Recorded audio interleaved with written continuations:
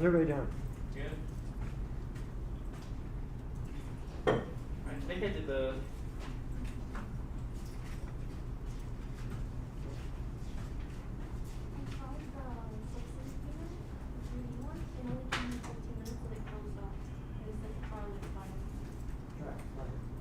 Okay. Check in a minute. Good.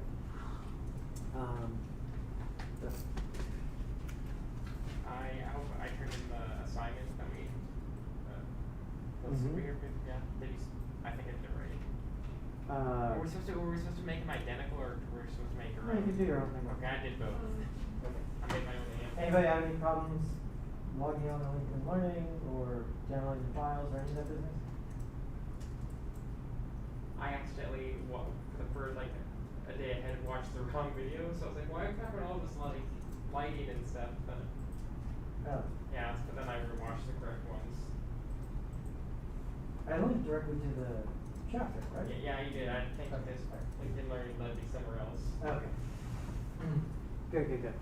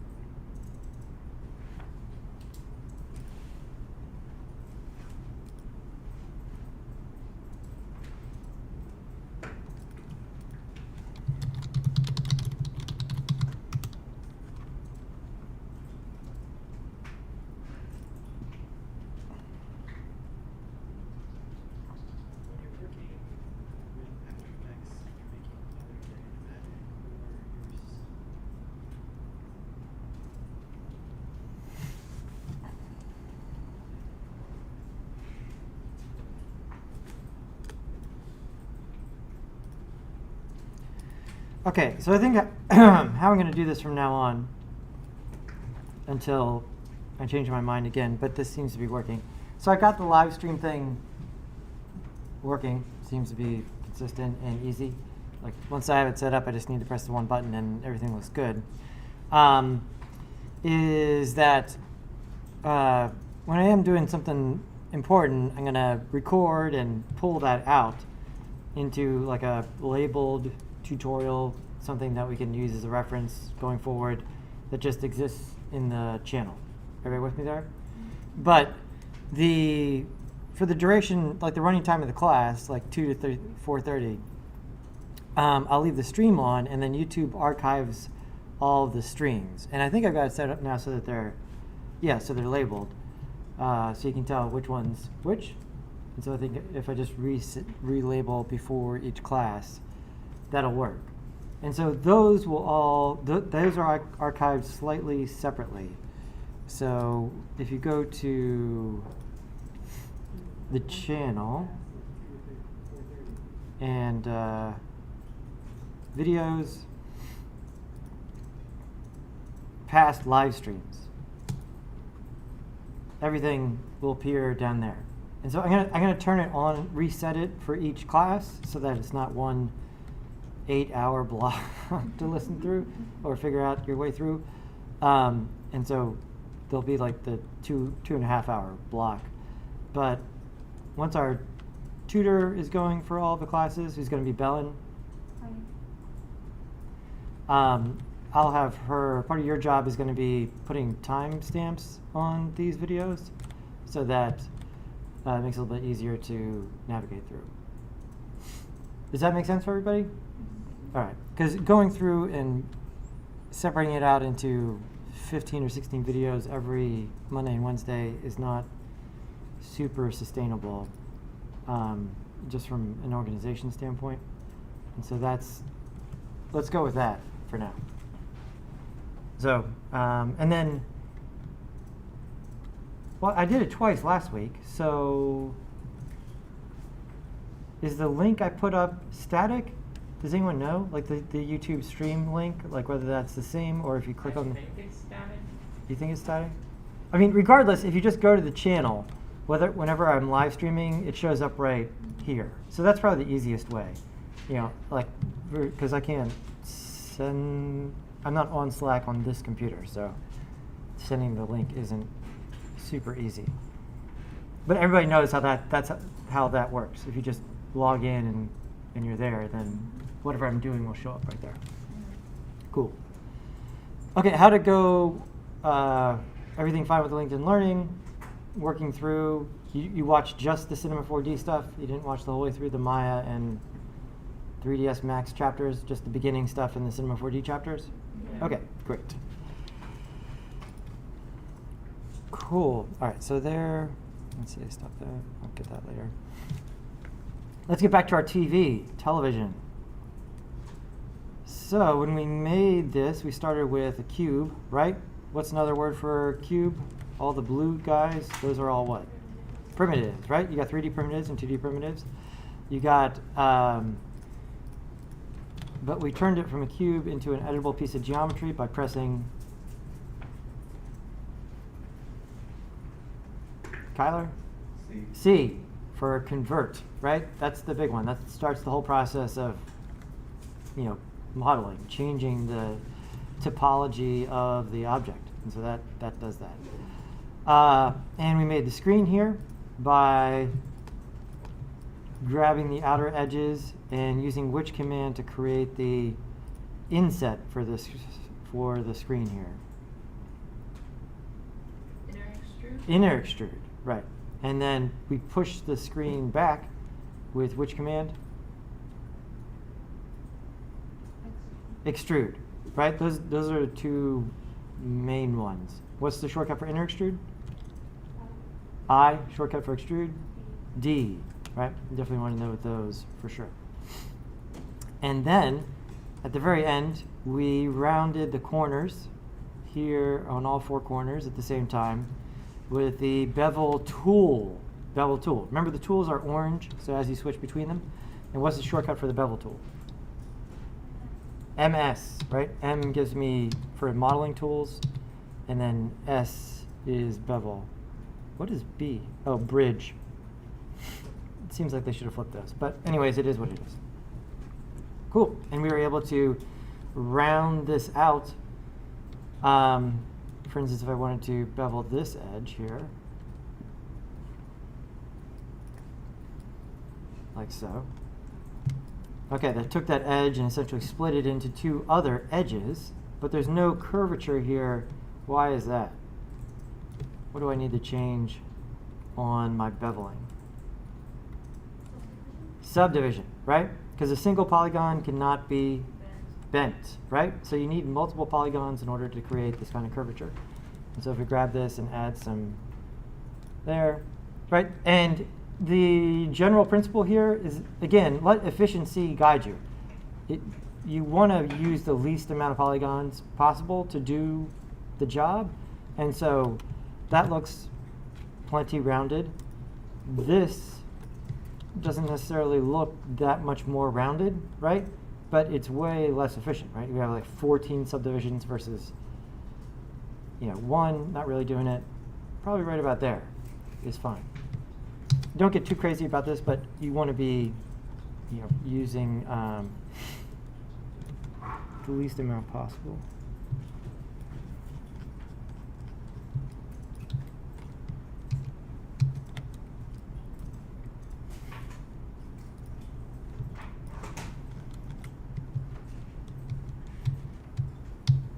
There we go.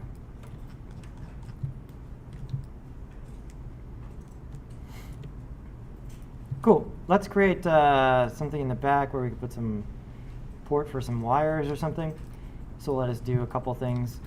So I'm going to come back here and come into the Polygon tool again and just grab this back face and create like another inset here to allow for a place where there's some, like ports, like your RCA ports or whatever on an older television. And so I'm going to use the inner extrude tool. So I'll hit I and bring this in. Okay, you can tell usually if you go too far with these tools, right? So I'm good, and then, whoa. So essentially here, we go inside out, right? You've kind of flipped it over backwards, and you can tell. We'll get into exactly what's happening here, but see how it goes from yellow to blue? Everybody see that? That's the direction that the polygon is facing. Each polygon is kind of only one-sided. And you want the outside of your object to always be yellow. We don't want blue polygons facing out. So if I hit Control A and I look around my object, they're all yellow, right? What we don't want is to have any of them look like that, okay? This polygon here is essentially inside out. Now, in Cinema 4D, the default behavior is that it'll treat them as double-sided, but not all of the programs do that the same way. If we were to load this model as is into Unity, there would be like a hole here, because the light would only be bouncing off of one side of the polygon by default. Great. And so we've got this. And now, I like that, but I don't want this to be centered. I kind of want to put it off center and maybe down here in the corner. And so now you can use your move, scale, and rotate tools to adjust this as you would like. So I can hit T and then bring this in, kind of like so. I'm going to hit E. And I want to move it, but I only want to move it on this plane. And so I'm going to grab here. And so that moves it on essentially the YZ plane. And I can move it over here. And so this is, even though it looks stretched, all of these polygons surrounding it are still good, right? What's the best kind of polygon to have?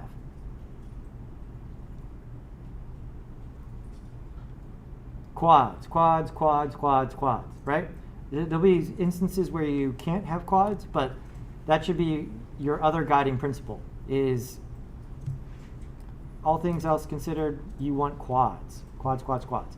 So 4-sided polygons. And so even though this looks kind of awkward, it's 1, 2, 3, 4 sides. So quads, quads, quads for that. So let's bring that in like that, kind of like so. And now I'm going to push it in with D. Let's push this in a little bit, kind of like so.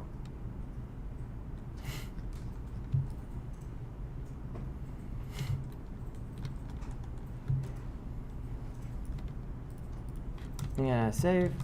Did we go over save incremental? Was that in this class? We did, right? And so I'm going to say save incremental so that I don't lose all of my work on this television.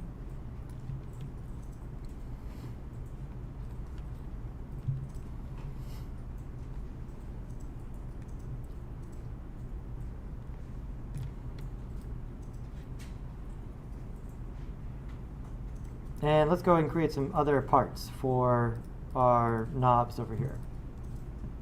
And so I made a cylinder. I'm going to hit, I need to see the polygons. Why am I not seeing the polygons? Because I haven't pressed.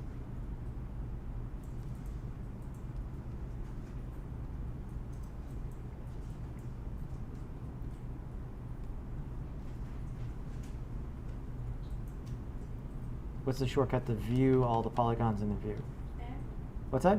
N, and then you select NB, yeah, N and then B. Cool, and so I've got a cylinder here. Now I could just rotate the cylinder, but usually when you're dealing with primitives here, I'm going to select the cylinder. There's like a default orientation for most of the primitives that have like a direction, right? A sphere doesn't have this because it doesn't really like point in a direction. And so here it's positive Y. In this direction, I want this to go forward, right? I'm going to come over here in this view. And so I'm going to change it to positive Z. So that it's facing that direction now by default. All right, the general rule here being trying to get the object to be as close to what you would want by adjusting some of the primitive parameters and then going in and modeling some of it. And right now I'm seeing these controls for the height and the radius because I am in model mode up here. Right, if I were to go into object mode, model mode.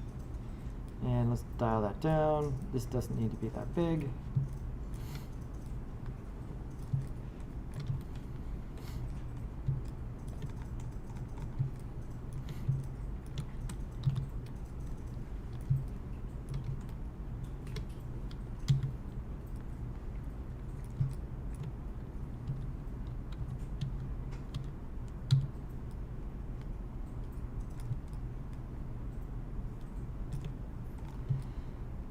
And let's see.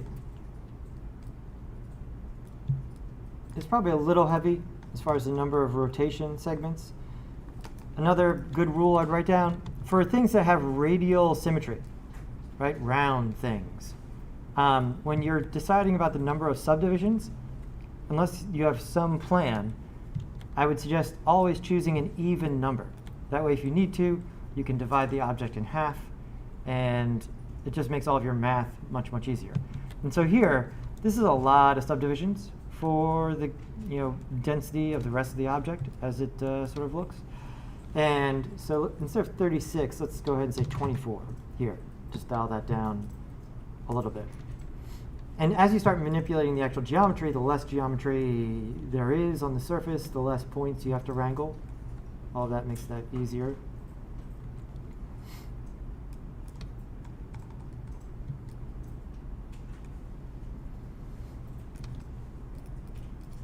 And let's come in here. Let's put a handle on the knob, something so you can grab and turn it. And this will allow us to have another good command here. And so I'm going to go ahead on the cylinder. I think we're pretty good here. I'm going to relabel it to dial. There we go. And then I'm going to hit C because I'm ready to do some manipulation on this one. Now here, I've got all of these polygons. I'm going to come over here. And a lot of what we're going to talk about today is selecting stuff. We're doing some manipulations, but a big part of manipulating things is being able to select the right polygons. And you can always do it by hand, right? If I wanted to get all these polygons, I can come in here, hold down Shift, sort of grab them all. But these are in a loop. And so all of the selection keys start with U. And so here, UL allows me to form a loop selection. And then if I mouse over the top of the cylinder, I get all of those right there.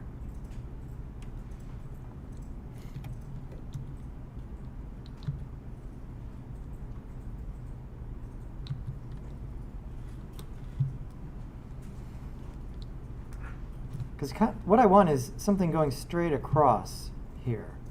And all of this geometry is a little bit too much. So another good shortcut, MN, is dissolve. Dissolve melts a point or a edge, and you see that's all one polygon now at the top.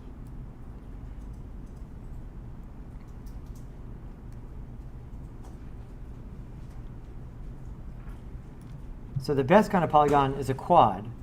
When something has more than 4 sides, the word for that is an n-gon, right? N being the variable representing more than 4 in this instance.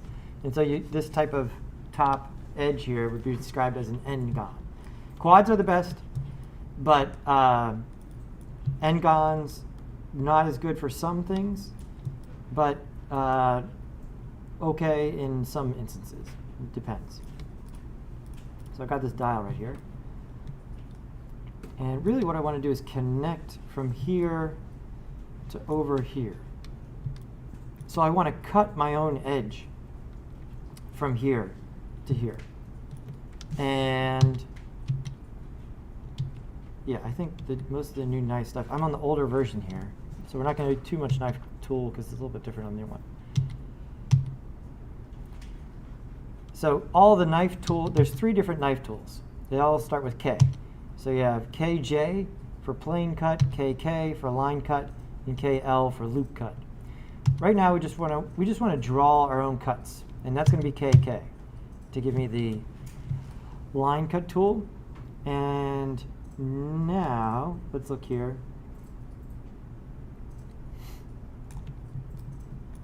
I'm going to go from here to there and hit escape.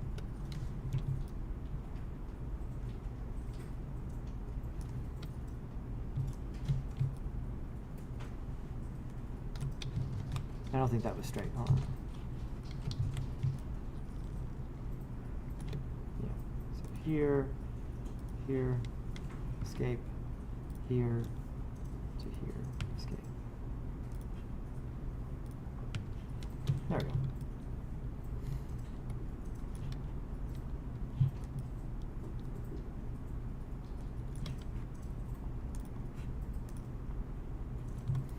So the knife, the line tool, via KK, you'll see it. You see how it's snapping to an edge or a point, and you can click on that point. It'll snap to the other ones. And if I just want it to go here, then I'll just hit escape to get out of it. So I just cut that much. You can keep cutting. You can go here, here, here, back and forth. But in this case, I just wanted to cut these lines across in this fashion. So that gives me that sort of setup there on this dial. And so now, you see how I needed to first, I had a lid here, right? But it was all cut up radially. And so I had to dissolve all of the edges that were there, dissolved them all into one N-gon, and then redid the topology here so that it is matching the shape that I want to make. This is really the name of the game, right? You want to make the surface topology of the object match the shape of the object, right? The shape that you want to get to. That's really the gist of everything. So now, since I reshaped the topology here, I could press I for inner extrude, and then D to extrude this out.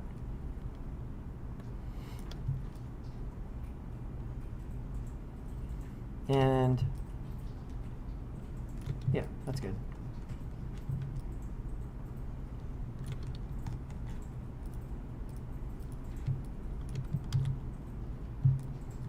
So I've got a pretty good dial there that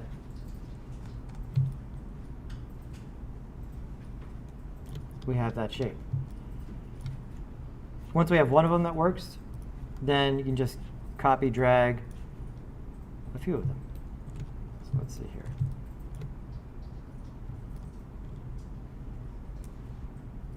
And what's the shortcut for copy, drag? Option drag. Control. Is that option for you? It's option. Okay, yeah.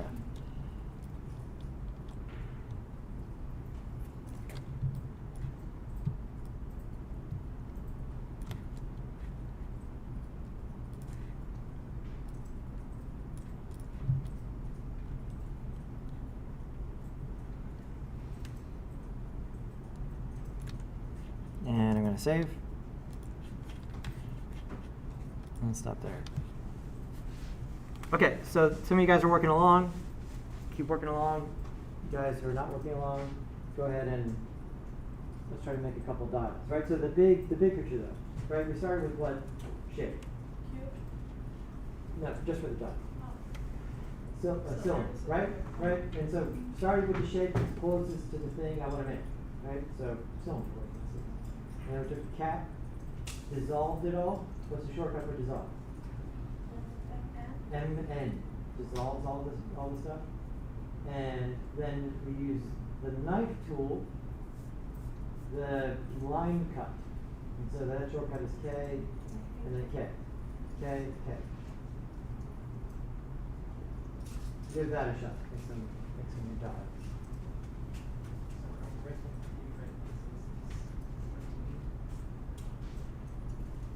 It's good so far? So go ahead and make some dials. Oh no, what was that? The dots, yeah. Yeah. This was difficult because sometimes switching off will make edible, so I'll try to fix that. See how I can do some dials. Okay. I would make the TV a little bit wider Yeah. than it is tall. That's what even fits. It's hard to drive. It's hard to buy perfectly square television. I don't even. Do you want a perfectly square television? Somebody wants perfectly square.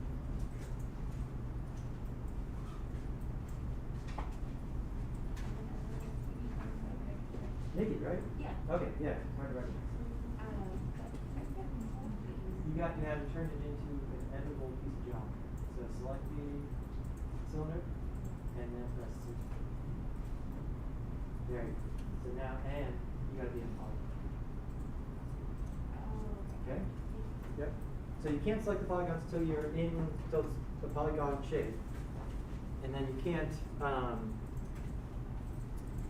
select polygons till you're in polygon mode.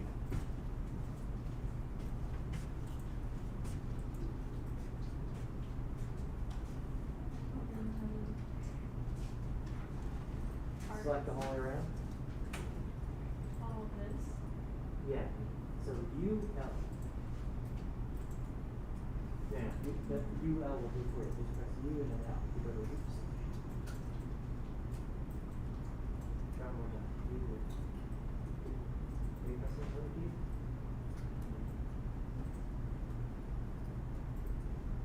No, that's it.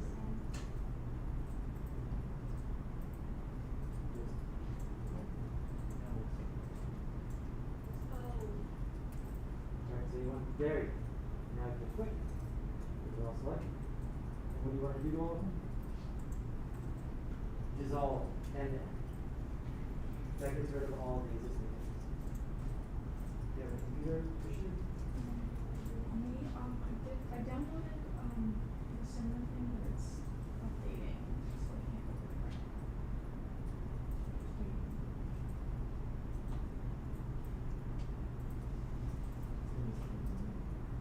This stuff.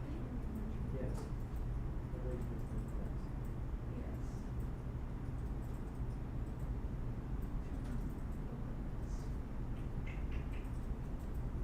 Yes, just type. Cinema.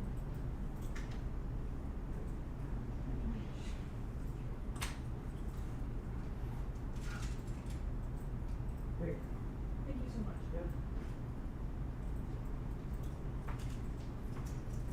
Everybody saving.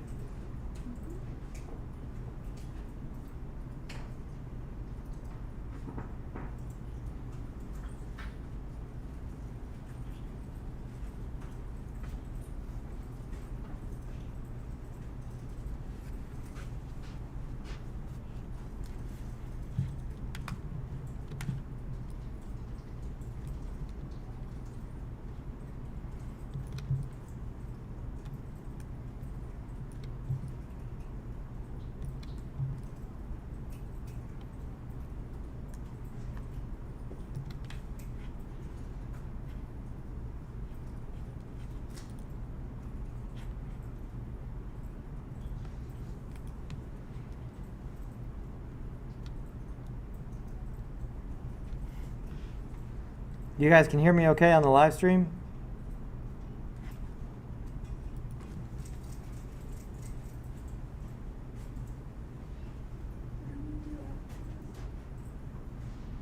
So then you have to cut across. So KK to the right. So one point, and connect the dots. So then you're going the vertices. There you go. Yeah. From where am I going? Well, you want to see the shape we ended up with here? Thought I saw it.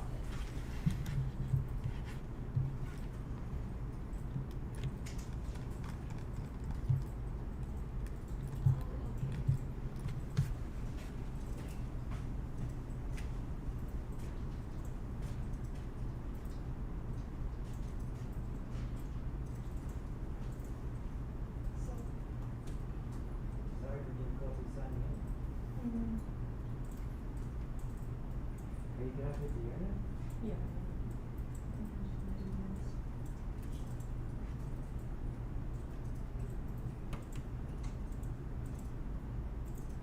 You had it open last week, right? Yeah.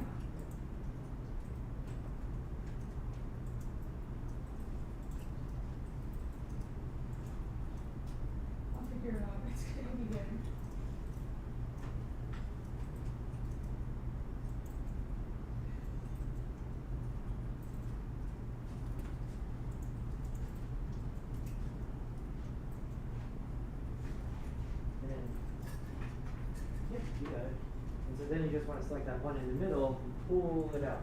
Right? What's the word for pulling stuff out? Extrude. Extrude. Right. Remember, you don't want to be on the gizmo when you extrude. Just click and drag. Select the polygons and click and drag off of it. So how come? No, you're still in the loop. Oh, there you go. See how it is? Okay. You need a mouse. I know. I keep leaving it at home. What button is Extrude again? D. I need to come to the shapes again. Yeah, well, select the M and N dissolves.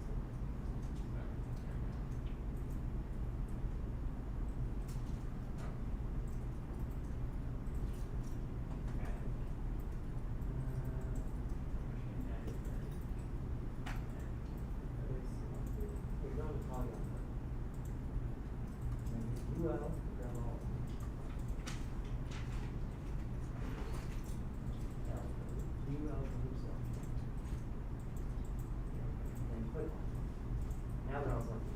Now. There you go.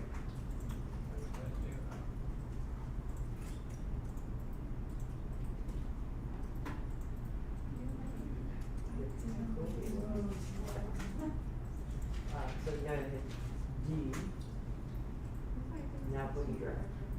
Not, yeah, it's counterintuitive. You don't want to be on top too big. As long as this isn't lit up, then it will actually extrude. It's a little off center, but we'll go. Yeah, it's not connected by default. So now you got it that far. Now you want to use the knife tool to cut for the handle part. Wait, what's the section select tool again? Knife tool is KK. Okay. Remember, if you can't find something in 748, what do you do?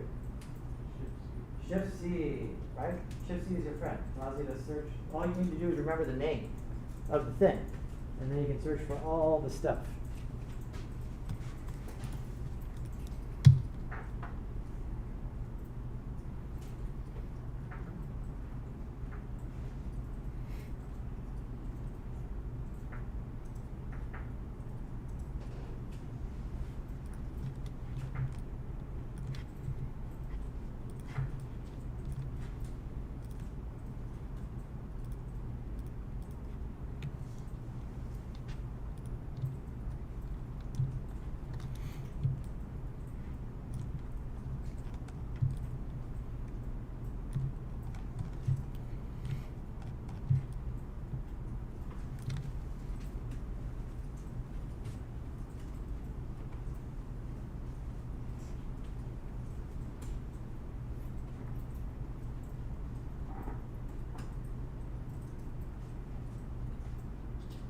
Okay, it looks like you moved instead of extrude. So Control V.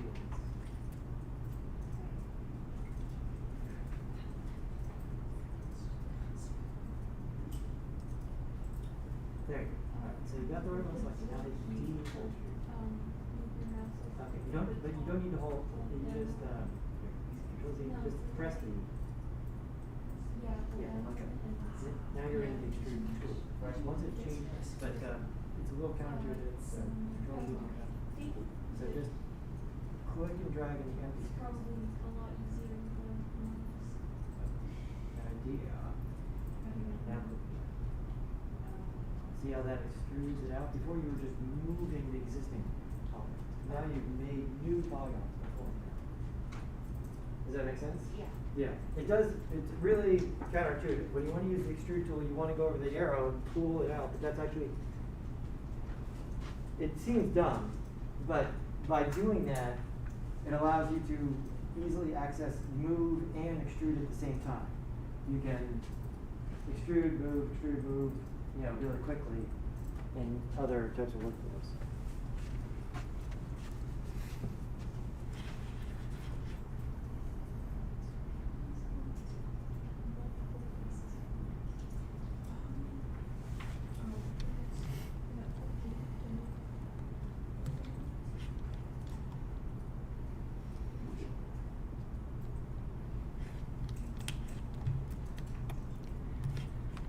Okay, Jose asked a good question on the stream. He said,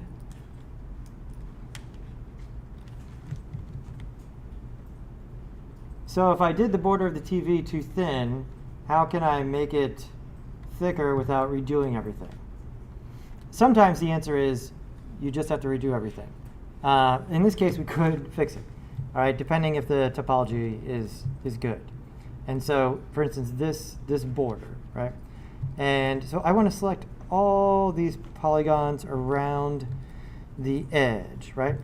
And so I could come in here, Polygon Select, and make sure I have the cube selected. And select. But anybody have any other ideas how I could get all of these without having to do this? Is it Alt G? Alt G is group things together. So Alt G functions on objects, right? That would group all those objects together. That's a good guess, because I do want to bring them together as a group, but they're all in a loop. UL, loop selection. Watch, if I go into UL and I start mousing around, UL is like a smart thing. It tries to find a loop in your geometry. And so not only is it a great tool, it's also a good like diagnostic tool. Right? Ideally, you want your geometry to have clean edge loops, loops of polygons that go the whole way around the object. And so if UL doesn't do the job for you, there's a chance that you may not be taking the best path toward creating clean geometry. And so here, boom, I've got all of those selected. And so now I could hit T and scale this in or out to a point without having to redo everything, right? Now, if I moved it past that bevel right there, things would start to get bad, but I could bring it in for very strange television or move it back out a little bit just by grabbing those and move it in.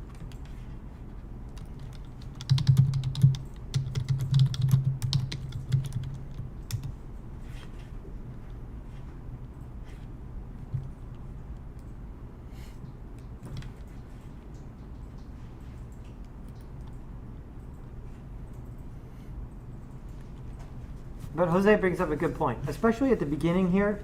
Really don't be afraid of just redoing it. The expertise it takes to fix the geometry versus the expertise to just build it again cleanly is considerable. Just don't be afraid of saying like, yep, some mistakes were made, and I am just going to burn this down and start over. It's, as much, I hate it too, but, there's points where there's no other option. Nuking it from space is the only way to be sure.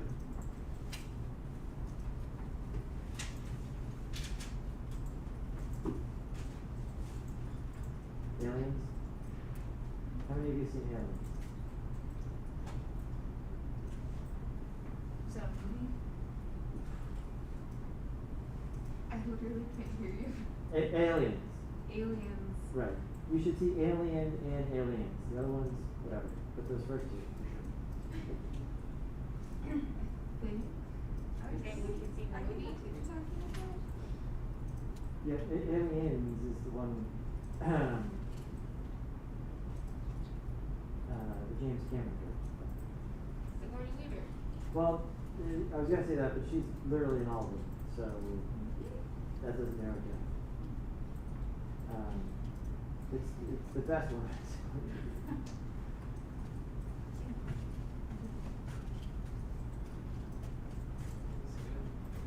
Yeah, that's good. In there, what's the back of it?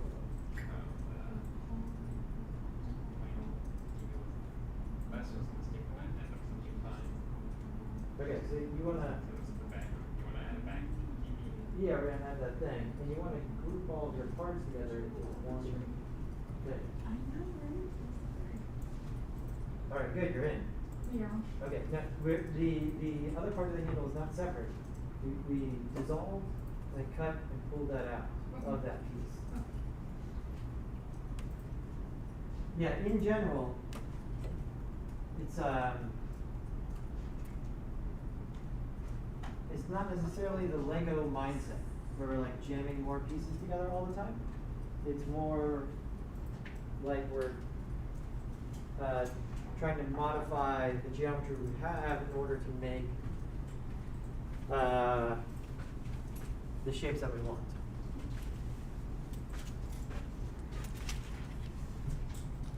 Okay, cool. Grab your notebooks. Let's keep going here.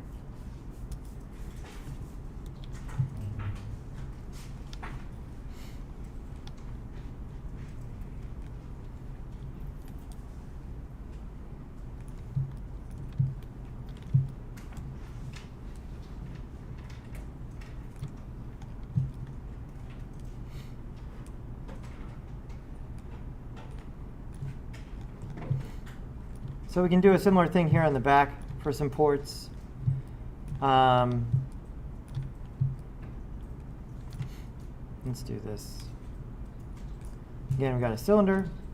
I'm going to go ahead and practice this. So let's go back to positive Z, get it facing the right way, and then bring it over there. I'm not seeing those little yellow handles to change the side. Why not? Change the radius of this thing. Is it because you turned it into an editable object? I have not yet. Oh. What's that? Yep, I'm not in model mode up here, right? I was in polygon mode not with a primitive, which doesn't really do much. And so here, now I can grab this and bring these way down, bring this way down. Right, and those little yellow dots only appear on primitives, right? Once we hit C, even if we are in model mode, they're not going to be there. So there's this.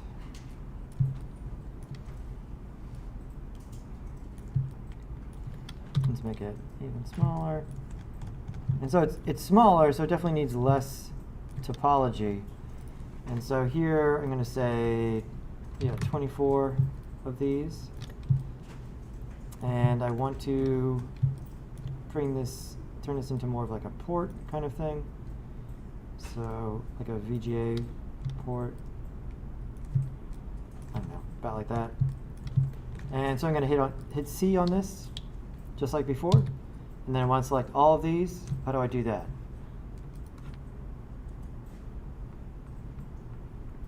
What's the shortcut for getting all of these guys? UL, there we go.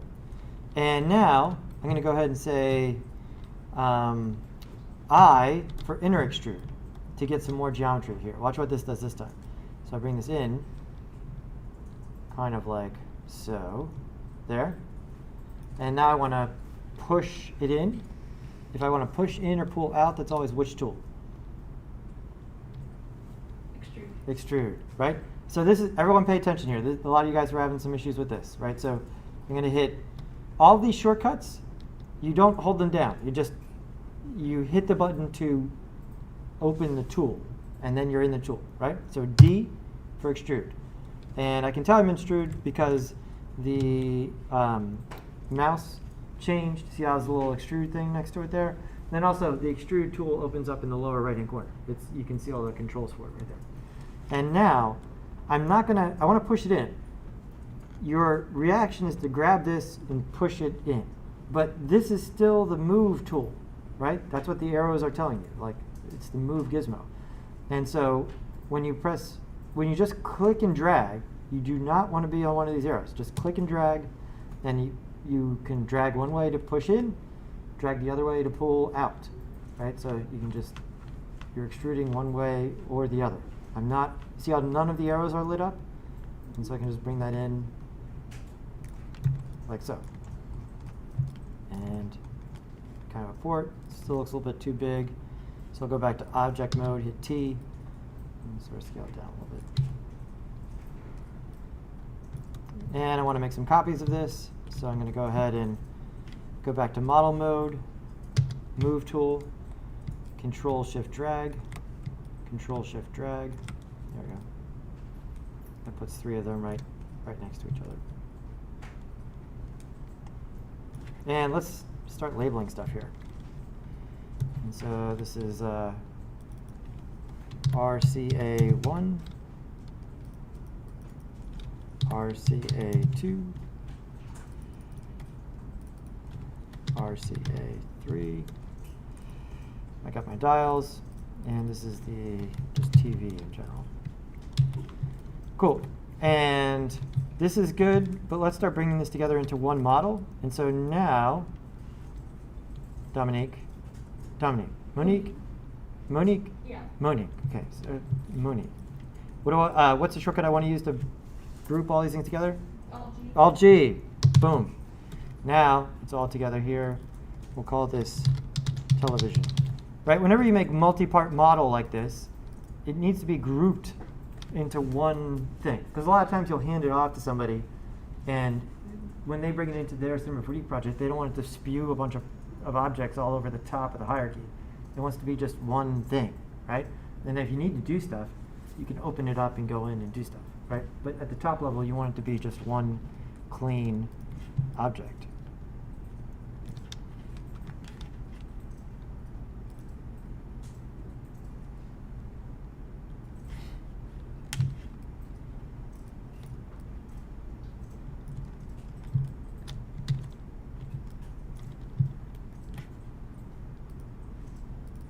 Let's spell television right.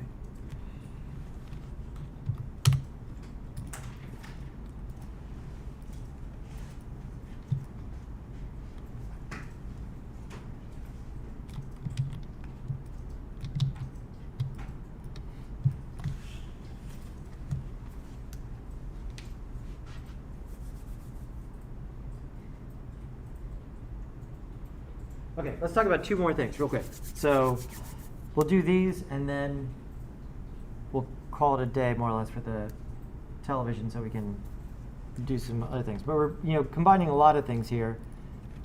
So in your notebooks, let's talk about anchor points, right? So I've got all of these anchor points. Big deal once we start making things editable and movable, right? What do we want to have move on this? Well, the dials. It's kind of it right now. But when we grouped it all together here under television, this, when we're talking about anchor points, the anchor point for the top level of the thing should be correct, so that when people dump it into their scene, the anchor point makes sense and the anchor point makes it easy to use. And so here, what do we think about the anchor point for this object right now?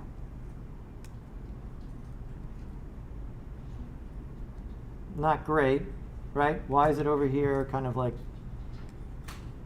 over? I mean, it's not away from the object, so could be worse, I guess, but it's not particularly good. Where should the anchor point for this object be, you think? In the center, the very center, like right here in the middle? Why not? Monique doesn't think it should be in the center, but isn't quite sure why. Why should it not be dead center? Because then it won't lay flat, it will go in. Right. So the rule I would write down is for objects that sit on something, that have directionality, you want the anchor point to be at the point where the object sits on the floor or sits on the table, right? This is presumably going to go on like a TV stand, right? That's a separate model. And when the object is sitting on top, when we zero out the object, we want it to be in the right position. We don't want to zero it out and then have it look like that, right? Where like, okay, we zeroed it out and now it's, I got to raise it up so it's not halfway into the floor or whatever. And so, moving anchor points. Let's talk about this. To get direct access to the anchor point, right, which is now this null here, is this tool, right? And it's hard to zoom in on stuff on the side of the screen. There, right here, okay? That's the anchor point tool. In Cinema 4D, the anchor point tool is a toggle. This is key. It's a toggle, meaning that it's either in an on state or off state. And right now it is in the off state, meaning that when I use the move, scale, and rotate tools, they move, scale, and rotate the object. If I turn this on, watch what happens. Now if I move this, I hit E for move tool, and I move this around.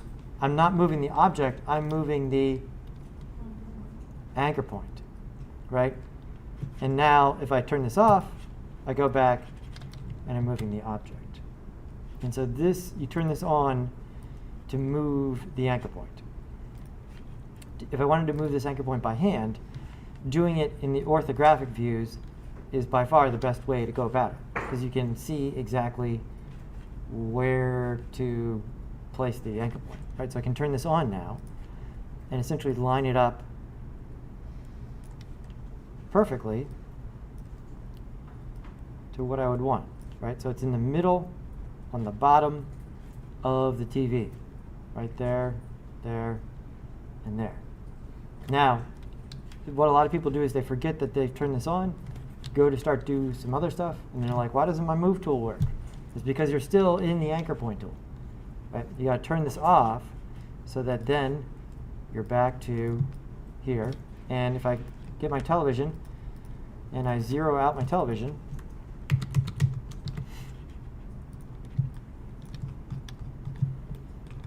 it sits on the floor because the anchor point is at the center bottom of the TV, right? So I grabbed the television, I made sure it was at 0, 0, 0, and because my anchor point is good, it sits on the floor, right? Does that make sense as to why, for things that don't sit on a floor, like things I can't think of right now, like a hot air balloon. Although, I mean, probably the anchor point would be at the bottom of a hot air balloon. But Planet. sure, there you go. Very good. Yeah, planet, right? Not sitting on top of another planet. You probably want to position it based on the center of its mass. So that would do, the anchor point would be right in the middle. But most of this stuff, like in a room, the anchor point should be at the bottom, so that when you zero it out, it sits on the floor, sits on whatever. Does that make sense for everybody conceptually? Now, this, to be honest, I don't use this super often because there's another tool that does this with a little bit more precision. And Shift-C, it's called Axis Center. What's it called? Axis, like A-X-I-S, center, Oh. right? And so another tip here, right, I looked for Axis Center. This is something I'm going to use a couple times right now, is that you can drag Shift-C, Axis Center. You can drag it into your interface so that then you can get to it right there. You make a button out of it. And so if I bring this up, Axis Center will look at the size of the object and reposition your anchor point appropriately. Exactly. So let me mess up my anchor point first. So I'll do this. There we go. And so that's not good. I'm going to look at the axis center, and in this axis, which one is this? Z. In the Z axis, I want the anchor point exactly in the middle. On the, which axis is this? X. I want it exactly in the middle, right? On the Y, I want it all the way at the bottom. And so here, I'm going to say, I'm going to leave X in the middle, I'm going to leave Z in the middle, I'm going to take Y and move it all the way over here to 0. And execute, and it's not going to do it because I have the wrong thing selected, and I have this selected. There. So now, it places that exactly at the bottom. So the axis center allows, without having to eyeball it by hand, you can do that by just pointing exactly. And there's a bunch of other stuff here as far as, in this case, if we come back up to the top, we want it, there's no stuff here. And so if we say include children and execute or use all objects, there we go, use all objects. Now it executes this based on the mass and space of all the child objects. But this is super handy because now I'm not, when I did it the other way, it looked fine, right? And in 90% of the cases, it'd not be a problem. But now I know it's like totally lined up. It's exactly where it should be. So that is anchor points. I can't stress that enough. Number one, people leave this on and they forget it's on, right? So it's a toggle, that's a big one. And then number two, axis center. For placing stuff exactly where you want it. Oh yeah, shortcut for the axis tool is L. What's that? The shortcut for the axis tool. We changed the axis. Oh, is L? Yeah. That makes sense. Cool. It looks like an L. It looks like an L, yeah. Everybody see that one? Put that one in the list for sure. L.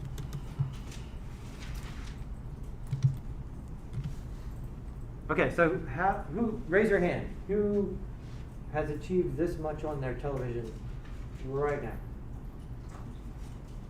Had to restart because I didn't save my model. Oh, okay. Because you didn't save it? Okay. Well, it's good to learn that lesson early in the semester rather than later in the semester. Okay, the people who haven't gotten this far yet, the people who have gotten this far, pick out someone who hasn't gotten this far and help them get to here. Ready? Go. Okay. That's probably good. But don't get too close to each other. Just back up and shout at each other.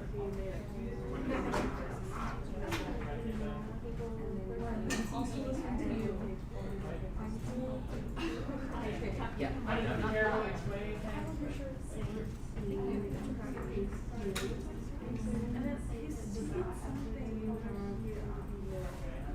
So I guess that was third.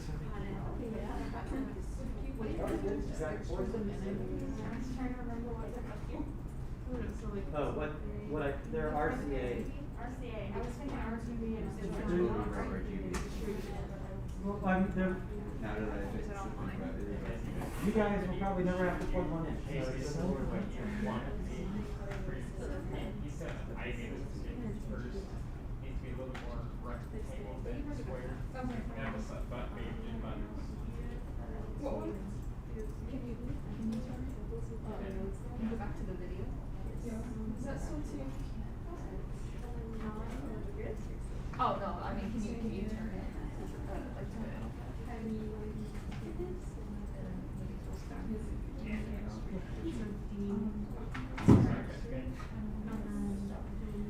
And now on the side that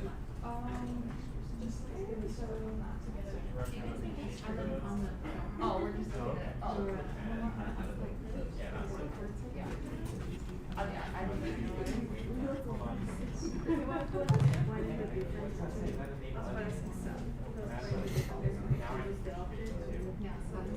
Oh, yeah, yeah.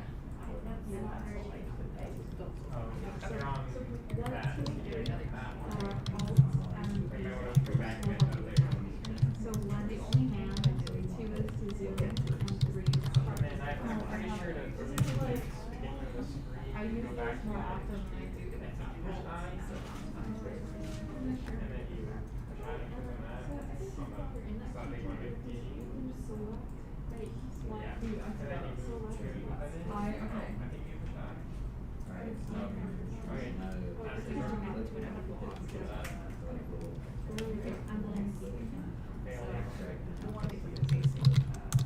Oh, like I know what the buttons. Oh, Yeah, that. and then you can drag and play with it. Just drag it. But it's easier to have it done. Yeah. Yeah. She's gonna love You can just select it and then so we're just highlighting it. And then speed. I don't. And you just want to scale it uniformly, so don't even have to. It's a flat screw. Yeah, you can. There you go. Okay. That's cheap. It's everything's flat screen. Yeah. There you go. You don't have to necessarily scale towards it. Like a basic TV shape. Right on the left. So I guess that's for extra scaling. You go from right to left, will always become What do you see? Get the button down. so Yeah, kind of. next I would start That's good. It was eye cleaner, position. Eye. Show me what happens with some. Yeah. We did. Yeah. So. I bought it. I can't remember.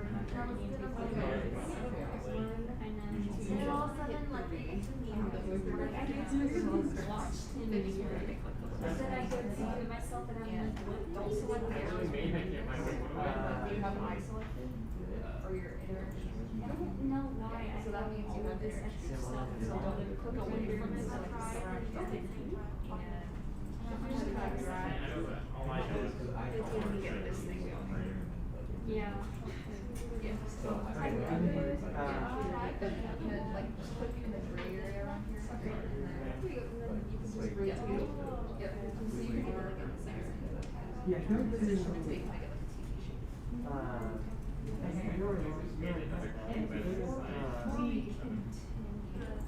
Have you used back to not polygons? So go back to D for extrude. Have you made this back to not being a polygon? I believe if you pull like this, Yeah. you can, you know, like you navigate like this. Get to this other side right here, so we can pull it out a little more and see what kind of go back to math. What about math? I would cook the Yeah, blue my screen is next to me. Oh, Well, I want the whole object to be The whole object. yeah, just so we can make room for when I want to add the knobs to the side, so like, if we didn't do that, we would have enough room, so, yeah. There, it's a flat screen. I did it. Once you do that, select this Like, your thing. So if you don't pass down the screen, you want to click on the outside. So you see how my cursor is right here. So if you hit the middle mouse button, hover that like this. If I didn't do that and I just used the arrows, it would like try to look strange. Like, there it is. And then so you select on the outside, you don't want to put it into like that. Yeah, like that. Okay.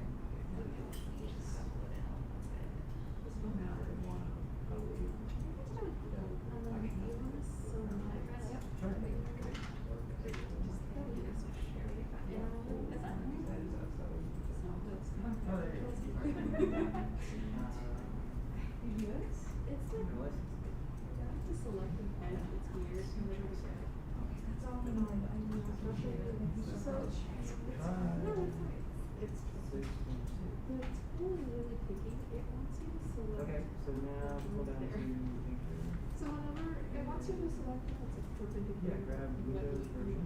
So now you've got it selected, and then you just have to hit T. That is How do you do that? And you can scale it down. Let's try this. Okay. And do dogs. Yeah, it's very good. So I guess, okay. Real quick, just make a. So next, you're gonna hit eyes in there. And then we want to, okay. Wait, what did you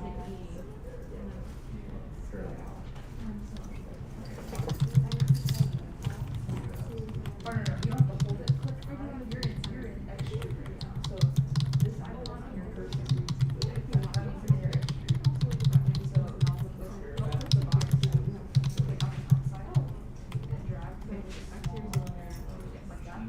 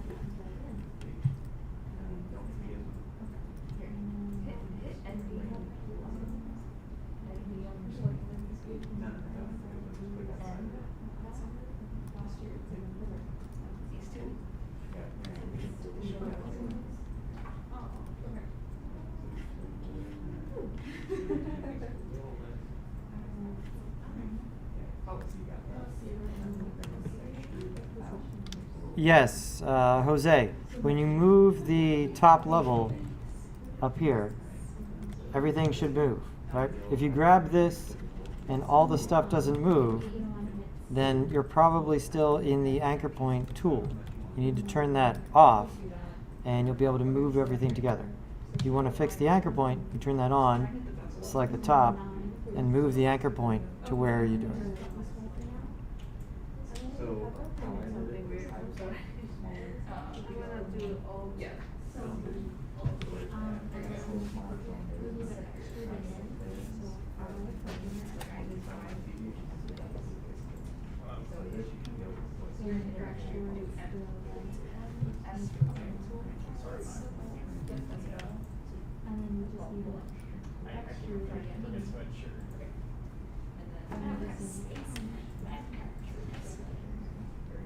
I'll just wear mine on. How long do you have that? There you go.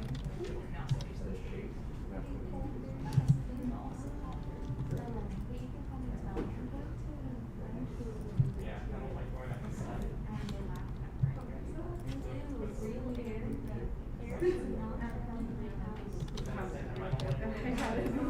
I'm not sure why.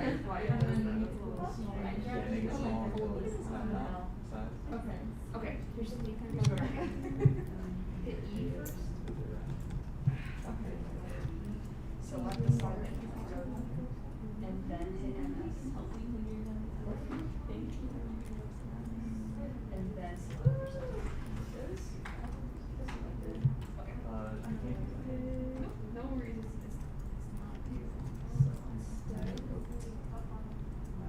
Instead of this job, go to the side. So M or M, MS. This one.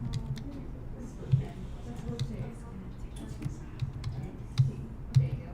And this time you can just drag. There you go. So we'll do that on colors.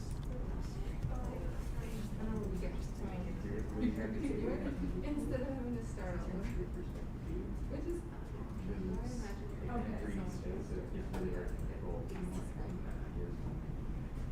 okay. really appreciate it. I was going to update it. Thank you so much. See for Bring 'em out. I just ordered I know. on Amazon. What's up? Is yours good?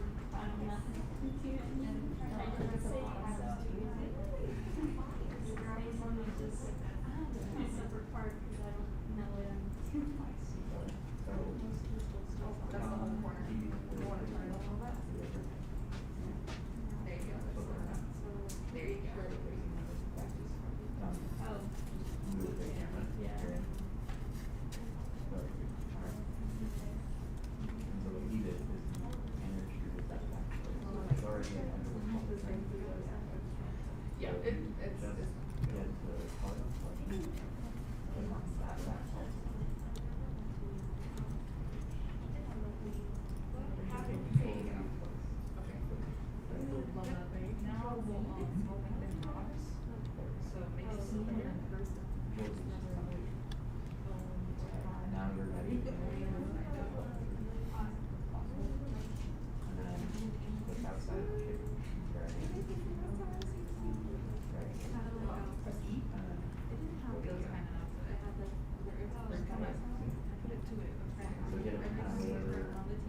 And we want to rotate it somewhere facing. They'll end up looking So a little the bit. whole ship rotate it until this other system goes. They have the back. How would you- The who's allowed to start pulling and then the whole ship.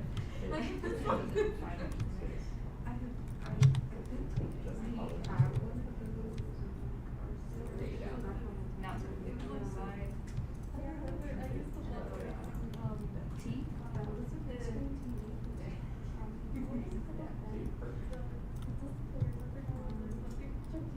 And just get it.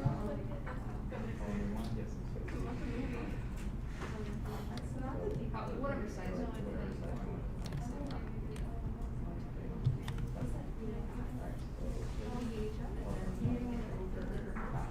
The VHS tapes, the big thing.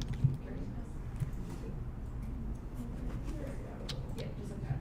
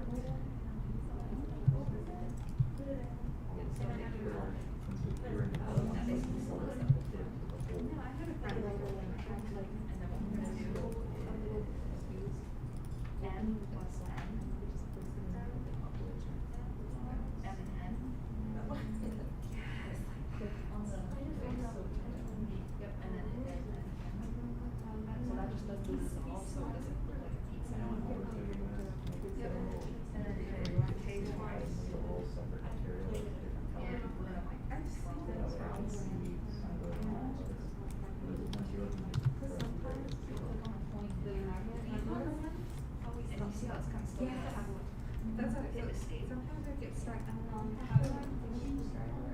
open it and then break out. To carefully unlock the tape. Yeah, so like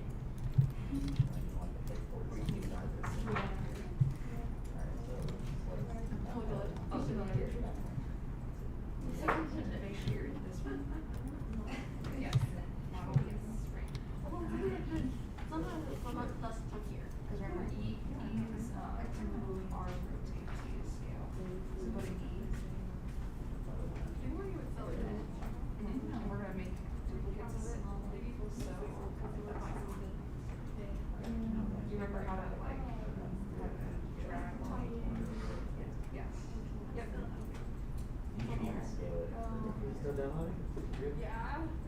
This is 2 hours though. I make sure to upload the same my TV. Okay. And then we'll go to I don't want to lose the it. back of the TV. Okay, let's do a few more notes here. Almost everybody's close. We'll get caught up here in just a second. You're really close, Taryn. I think you're almost there. Yeah.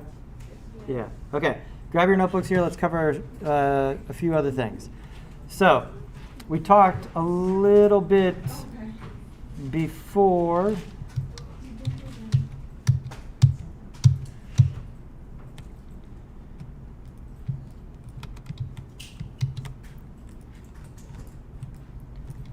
As is here, right? There's all sorts of other details we could add, but we're just going for like a simplified sort of version of it, more like a toy-like, just sort of simple representation, like sort of isometric view.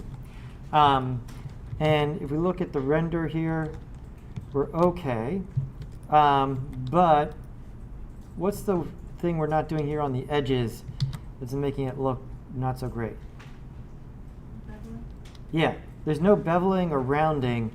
We beveled this big curve at the edge at each corner, right? But that wasn't really the rounding of the actual defining edges of it. It was more of just the shaping of this piece, right? And so we want to do that. Before, when we did this, we used the Bevel Tool, right? But we're going to do it differently this time, because we want to bevel all of these edges, and we also want to bevel the stuff on the details too, right? So that all of these 90-degree angles get rounded out so that it looks way better and it catches the light on the edge, right? And so before we use the Bevel Tool, that is destructive, meaning like once you do it, it's done. You can't sort of go back and turn it on and off.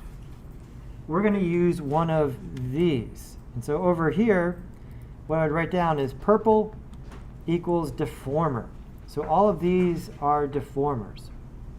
And so if you click and hold, you see all of the deformers there. And all of these, they aren't things by themselves. You need to either make them the child or peer of an object in order for them to do something to a piece of geometry. So we have a bunch of geometry, and we want this to do something to it. There's lots of them here. Some of them are more useful than others, but if you look closely, there is the bevel deformer.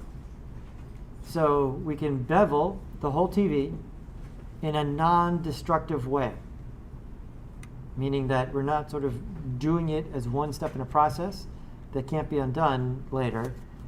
It's an object that we build over here, right? Just like the cloner was sort of a non-destructive way to copy an object, right? This is the same principle. And so I'm going to click and drag to bevel, and it's right there.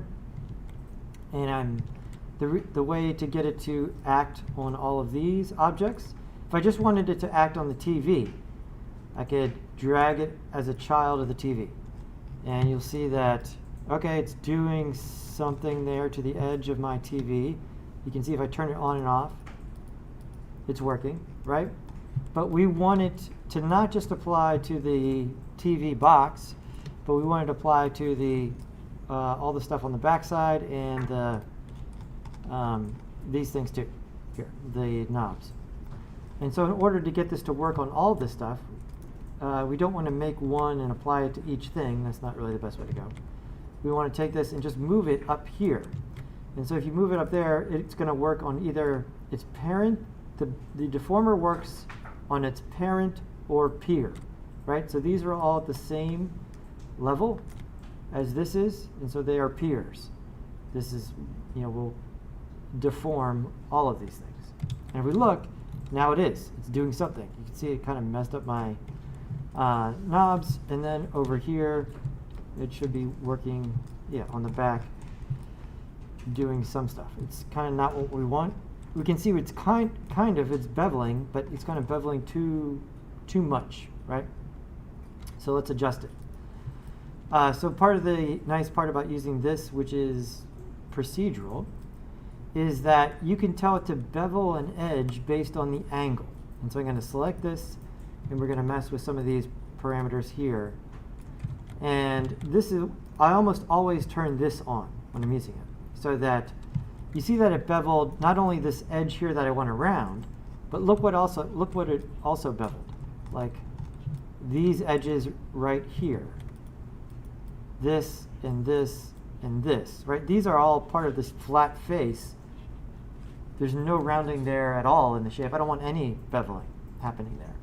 And so that's what this does when you say use angle. And so things that are below this threshold of 40 degrees won't get beveled. And so now we're closer. See this? Now this edge here is beveled right here. But this edge, and this edge are not being beveled. Over here, this is looking good. It's not very round because we don't have any what? Subdivision, exactly. And so let's make the subdivision maybe 2 to give that a little bit of rounding. Okay, that looks pretty good there. Looks okay there. Let's look at the knob. Okay, this is looking strange. You see how it's kind of stretched out past the edge there? And so we need to turn down, this is the distance of the rounding. How big is the rounding part? And so we need to dial that down so that it's not overshooting at the edge of this knob. And so I think I'm going to try like 0.4, maybe a little bit less. How about 0.3? Now, that's what works for mine. If you change the shape of yours or your slightly different scale, you may have a slightly different number there as far as what I'm trying to avoid is having the rounding shoot over the edge of this knob, right? And this still gives me a nice, tight rounding on the edge, and even under the default lighting here. I'll just put one light in. You can tell that now our object is at least catching light on the edge, and it looks way better. Right? Look at, we have a highlight here, highlight there, right? So just a much more, it's on the road to looking realistic, right? If you wanted something to look realistic, you would definitely need to have this. I'm not saying that this makes it look realistic all of a sudden, but it makes it look much more polished, much more legitimate of an image, right? In that there's actual shading and there's actual edge highlights. So the bevel deformer, right? All the purple, whoa, how did I even do that? All the purple ones are deformers. We're using the bevel deformer, and by making it a pier right here, it functions on all of these other objects. Let's see what the back side looks like. Yeah, that looks all right. Take another light over here.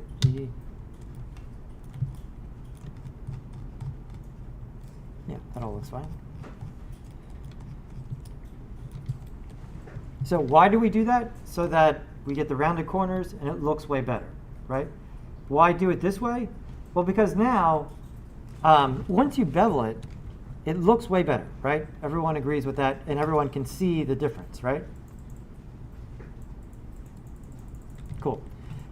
However, once you do that, if you look at it, we're creating a lot more geometry. And so if I wanted to go back and make changes to this thing, if I would have beveled this destructively, say I want to come in here and make some changes, I've got a lot more geometry to wrangle, right? All of this rounding on the edges, and all of this can cause all sorts of problems for other tools, all that sort of thing.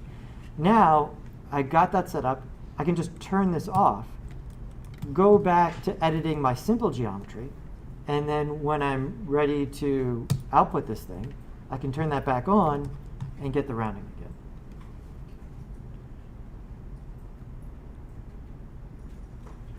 So non-destructive workflow. Whereas if we would have just selected all the edges and used the bevel tool, then we wouldn't be able to go back and as easily make changes to the whole thing. Does that make sense? Okay, now let's look at one detail that is glaring. Here. What's wrong?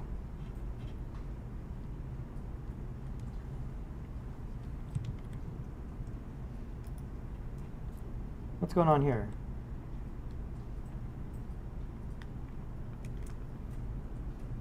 There's no bevel along that part of the. There's no bevel there, right?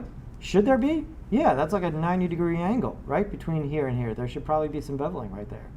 Why is there not? Let's investigate. So we used the cylinder to do this, right?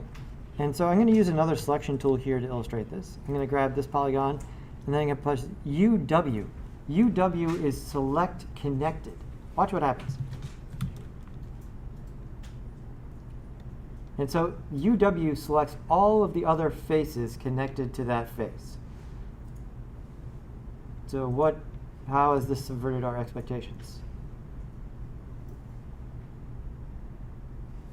It didn't grab the side, right? It turns out it's all not one thing. It's not connected. And so this is important to realize. Just because an object is one object over here does not mean that every polygon that's part of that mesh is connected. Polygons that are part of a single mesh object do not have to be actually connected to each other. They can be completely separate, but still contained within the same mesh object, which is what we have here. Because watch what happens if I were to remove this, or just do this. Oh, comes right off, right? It's not connected at all. All right, so let's investigate fixing this. So how do I get to these things, right? And so they're still part of this object, right? I can highlight them. I'm going to select this one. I'm going to hold down Shift and select it. And then press UW. And now I have everything all together, right? But there's clearly, right here, where I thought there was one vertex, there's clearly more than that, right? Because there's the vertex here and the vertex that's part of this, right? There's this vertex and this vertex right here, right? They were just on top of each other, and it looked like one vertex to me. This happens a lot, where you think things are together and attached and continuous, but it turns out they're not for whatever reason. Either they weren't at the beginning, or they got separated along the point, something like that, where something happens and things get separated, but you think they're together. And how do we correct this type of thing? One of the best modeling, so if I have this selected and I press Control A, that gives me all of the polygons that are part of the mesh. So the important differentiation there. This UW gives me just the connected ones. Control A gives me all of the polygons. It's important to realize the difference there, right? So all of these polygons are part of this mesh, but UW gives me only the ones that are connected to the whatever I currently have selected. So I'm going to Control A to get all of them. I'm going to right click, and this is the command you need to write down and memorize. Optimize. Optimize essentially takes these vertices that are on top of each other that look like they're one and melts them together so they actually are connected, right? So I'm going to grab all the ones there, and I'm going to say optimize. And so now if I select, first of all, watch what happened. I just clicked off of it, and now what happened? Fused it together. I fused it together, but what happened as a result? They beveled. It beveled, right? The reason that was not beveled before is because where this met this, they actually were not connected, right? They looked like they were connected, but they were not. And so just doing that one step fuses them together, and now they're actually connected, and so now they actually get beveled. Optimize, optimize, optimize. Usually while I'm modeling, I'm like running that, I'm like selecting everything and running that as a way to just sort of like clean up behind myself, right? Because as you're doing the process, this kind of stuff happens. Like you get some stray points, or if you're not being super careful, you duplicated something you didn't mean to, and you end up with these extra points or extra edges, and optimize cleans that up. And in this case now, we have these nice beveled edges of the knob. They look way better.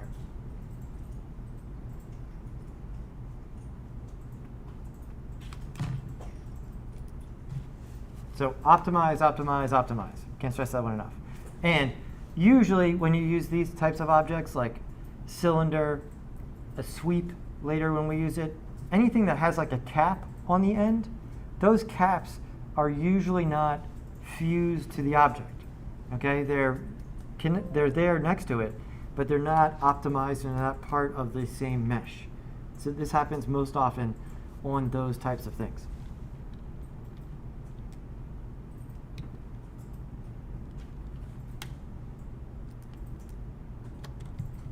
And what's the name for the purple ones?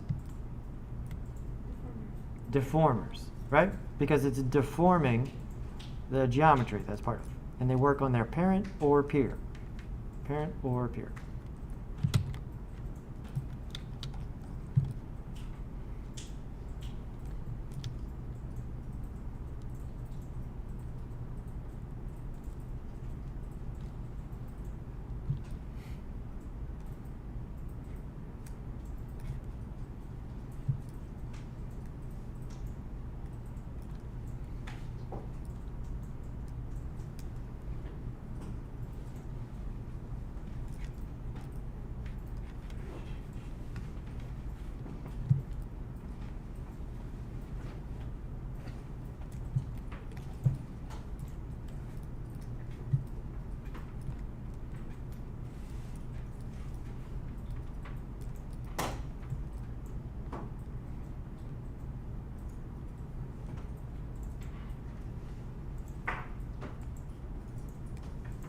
Cool. All right.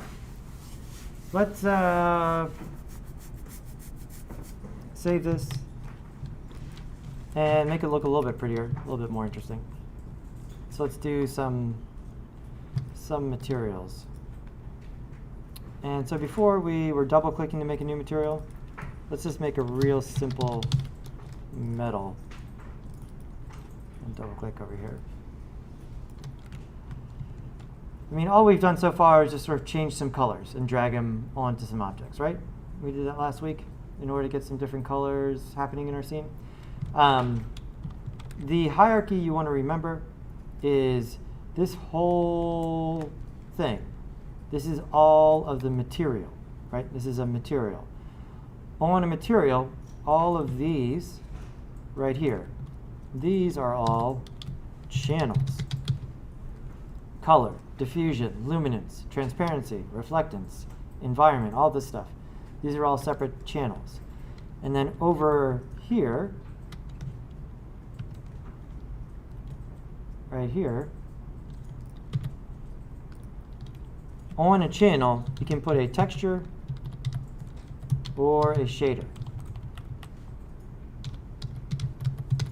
These are the things that actually draw the pixels, right? So textures and shaders go on a channel. A bunch of channels together make up a material. Right? So textures at the bottom, channels above that, materials at the very top of the hierarchy.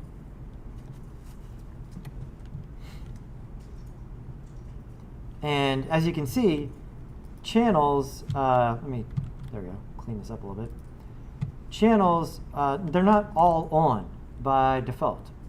We've got color and reflectance, and so you can turn them on and off by checking the box to sort of enable that thing on the channel.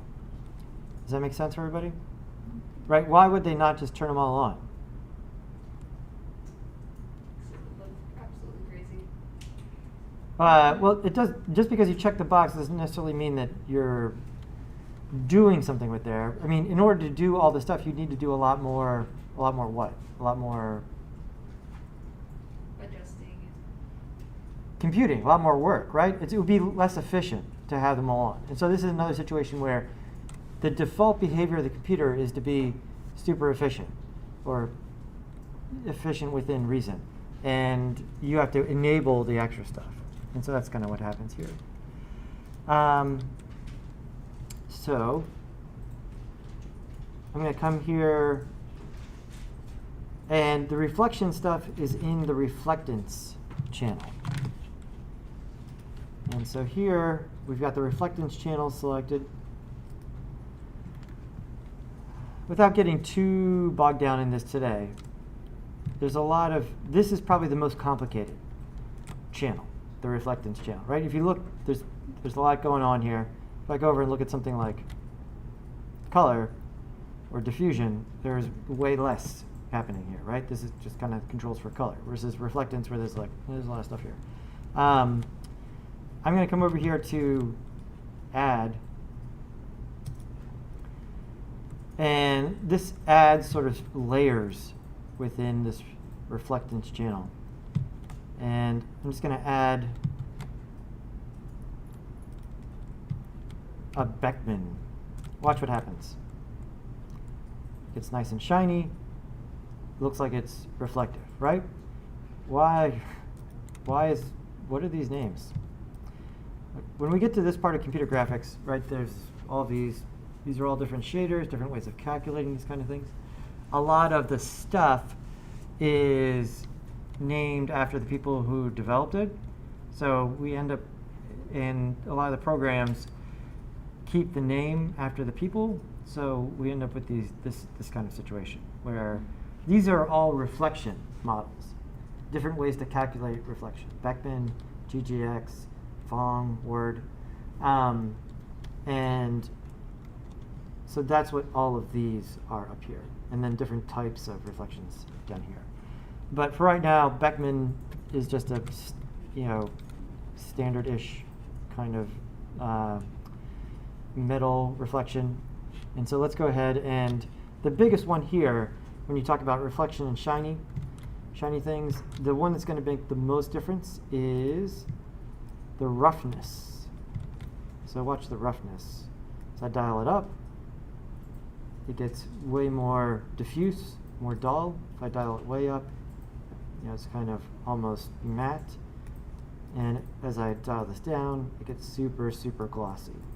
So I'll just make it something like that to apply to the dials, right? And so I can either put it here or just control drag so that it applies to all three of the dials I have in there. They're now kind of reflective. See that they look really reflective here? They look less reflective when I go to render. Part of that is because there's not any reflection stuff in here yet.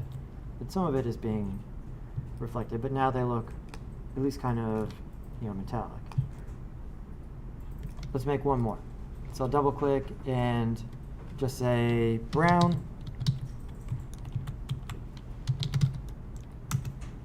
And open this one up. Let's just give it a brown color first. Oops, we don't want to keyframe there.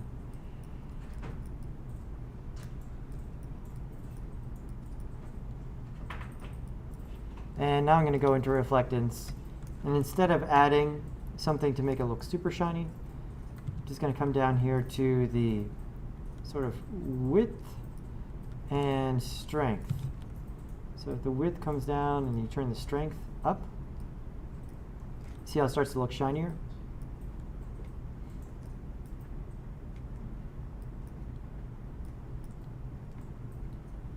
And I can apply this sort of the TV.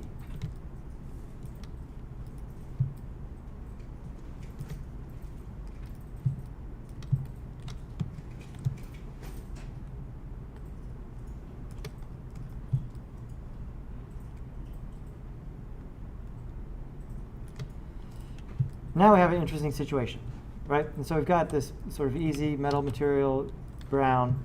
But what else would I want to make a separate look different in this based on what's on screen? The screen. Screen, right?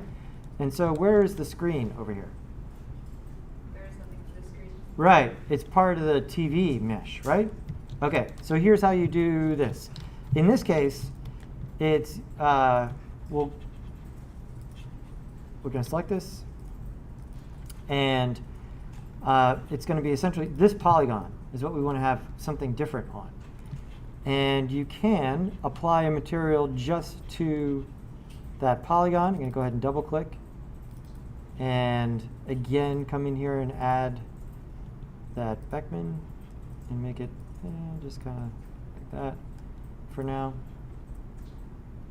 We'll call this screen just so it's really reflective.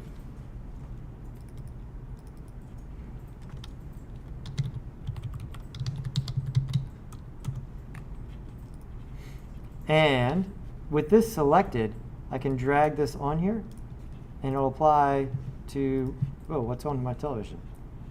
It's just a reflection of, there's, by default, there's like a default reflection that's in the scene by default, and so that's what shows up when you make something super, super reflective like that. But look over here. I've got, this is important. So now you see that I've got both material tags on the TV, right? This is the TV right here. And so I've got the one for the screen, which is this one, and then I've got the one for the rest of the TV, which is here. And so these evaluate, what I would write down is these evaluate from right to left. So when you stack them on top of each other, they need to stack in that way, right? If I were to reverse the order here, watch what happens. The brown is essentially covering up the other one because the top layer is to the right. Does that make sense for everybody? All right, and so I've got to move this one over here to make sure that it shows up on top of the brown. And so right to left is how you would stack these. This right here, this is really important. This is a polygon selection. And so we've been doing a lot of work to select polygons, you know, like when we selected the loop or the loop around the edge of the TV or whatever, right? Occasionally, you want to select polygons and you want to save that selection so that you can get back to it easily without having to go back and redo it each time. And that's what this represents, this polygon selection. If you click on it, you can name it, and so I'll name this a screen. And now, if you look at the reflective one, that material, if you click on the tag, that material now has this tag at the top where it says it's just being applied to the screen polygon selection as opposed to the whole thing.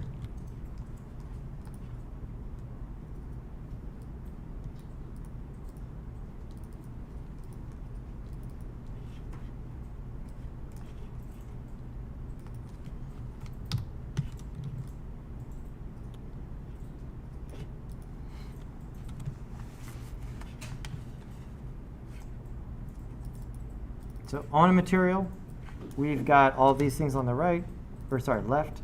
These are all what? Channels, right? And on channels, we put textures or shaders. We'll get to that more later. And so all we've been using so far is color and reflectance, which sort of controls how reflective things are. And when I went to add something to make it super reflective, we've been adding Beckman. So all of this stuff this changes a lot from program to program. Not the concepts, but like the nomenclature tends to be different, or at least takes some getting used to. But once you got the general idea, the concepts make sense more. There's less and less of the names that make it more confusing. And then this is a Polygon Selection that allows you to apply a material just to one part of this thing.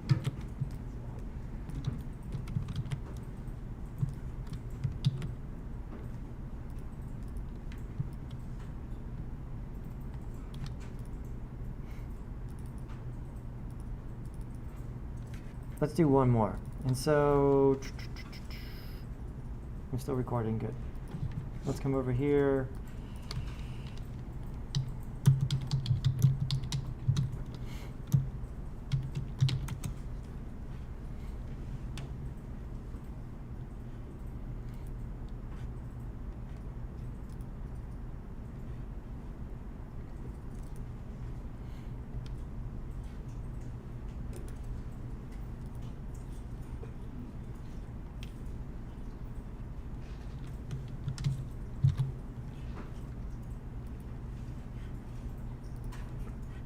And so we'll bring in a texture.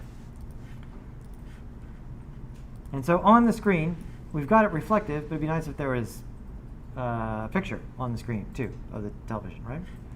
And so on the color channel, right here, I'm going to load something in the texture, right? So that's what that image I just grabbed. The triangle is always load image or load something. So load image. And I think it's my downloads. Here it is. This is a JPEG, but there's no we're not really worried about transparency right now, so this is fine, you know, for right now. Cool. And so I've got that, and if you look, it's not showing up at all. One of the reasons it's not showing up at all is that we have this perfect reflection here. And so in the reflectance channel, you see that it's at 100%. And so this is one of those things where all of the light is being reflected back. We're not seeing, and none of the light is getting through to actually show the color. And so if I back this off, now I start to see the picture underneath. And so I get a combination of what I would want on a screen. See how I can see the reflection happening on the screen, and I see the thing underneath. And so in this material, if I want to bounce between those two things, it's going to be this slider here, depending on how much reflection or how much I want the picture underneath to show through.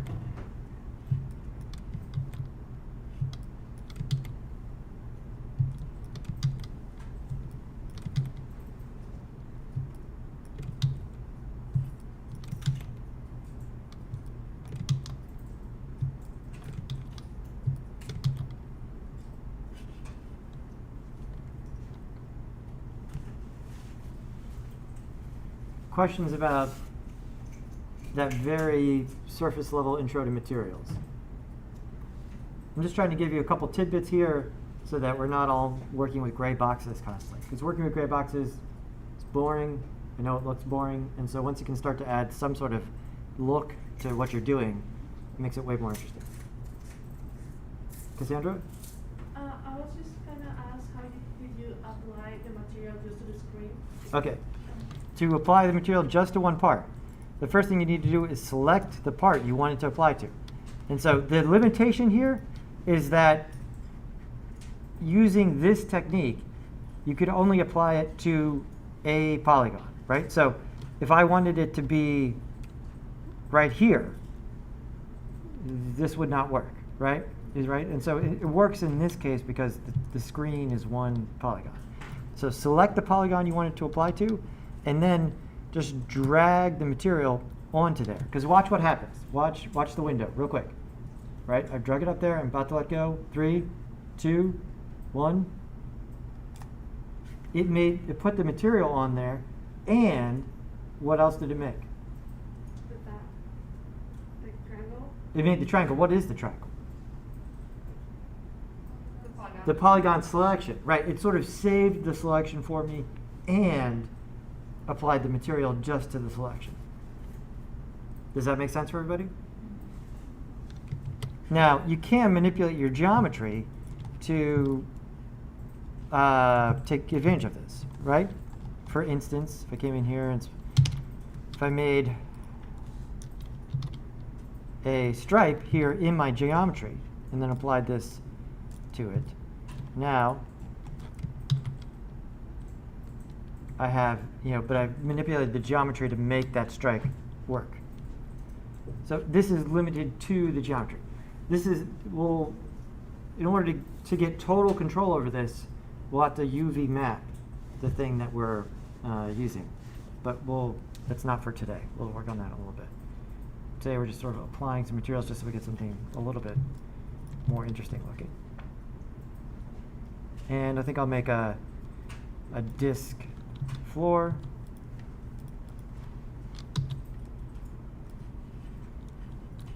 There we go. And my two lights, I'm going to make sure that they have soft shadows.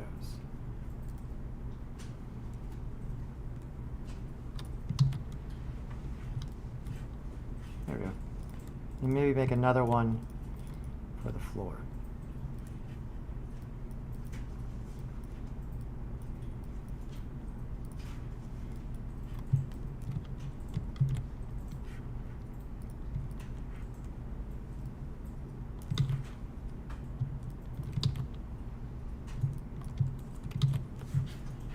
There we go.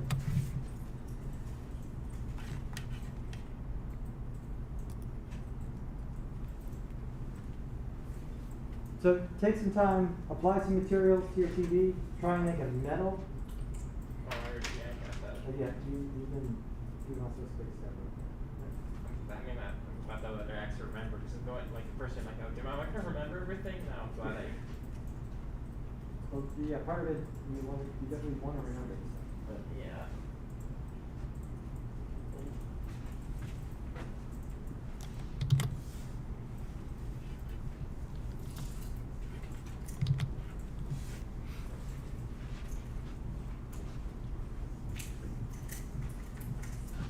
yeah, so now the TV screen looks better.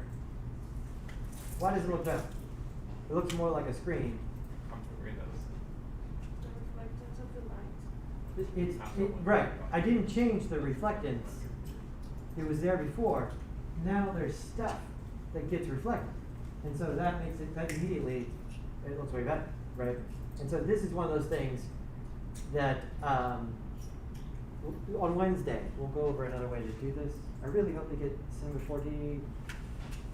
24 on these machines by then, but who knows. Maybe I'll just use my laptop on Wednesday so that can be caught. But yeah, having some more stuff here to reflect, like the knobs. See how the knobs automatically look way better? Right? So really reflective metal is not going to look good unless there's stuff there to get reflected. It's just going to look totally black, which looks really weird because it's impossible, right? Unless you're doing metal work in a black hole, it's impossible to like work in those kind of conditions. Like no matter what we would do in real life, it would be reflecting stuff around us. And so you have to remember that. By default, the computer is too perfect. It's too clean. We got to go in there. We have to mess things up.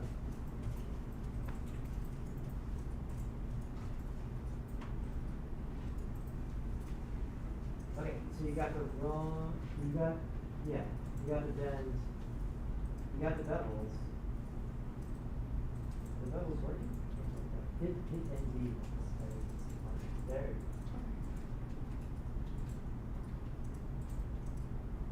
Okay, yeah, the bevels are not working yet because they need to be in the same group as the TV. Okay. Right? And so here, select control click the cube, and then control click the bevel. The bevel or bevel one? Just bevel, I guess. And then you want to get rid of that then. Control click on the bend. Now, you want to bring it together? Is it option? It is option. Okay. There you go. See what it did together? Yeah. Because now they're grouped together, so that bevel is working. Okay, on awesome. them. Before it wasn't working on it because they weren't grouped together. Oh, thank you.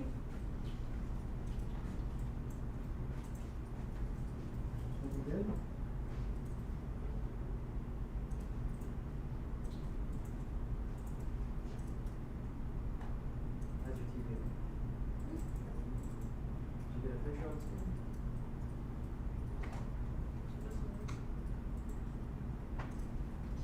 Okay, yeah. I should probably fix it like Yeah, the reflection looks a little strong. I might back the reflection.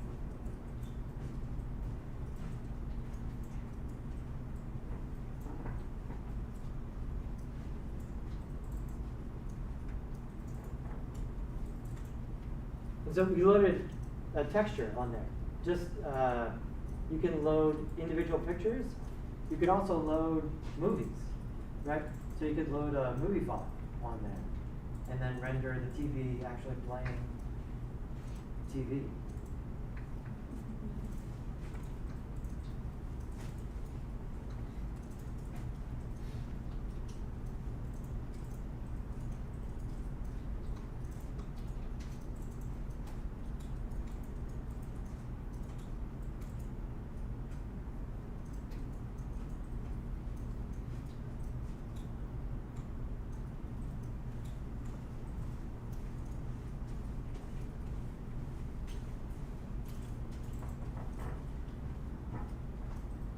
You weren't here last week in person, right? Yeah, so it's super cold in this room. So I guess the good news is the circulation here is probably pretty good, so that makes it less likely to catch something. But the bad news is it's free.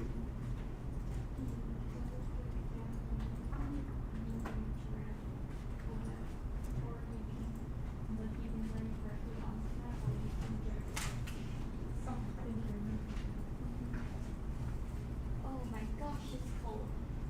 I am in Mexico. We should have like house parkas that, you know, just sort of like hang on a, It's a coat rack. yeah, like a coat rack for people who forgot jackets.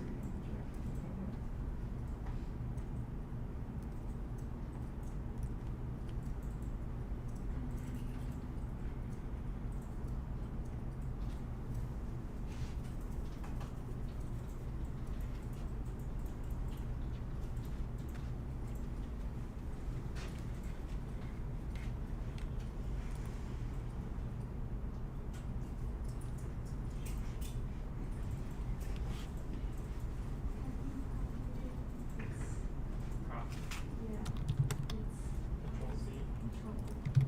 I always mix it up between control, shift, and alt.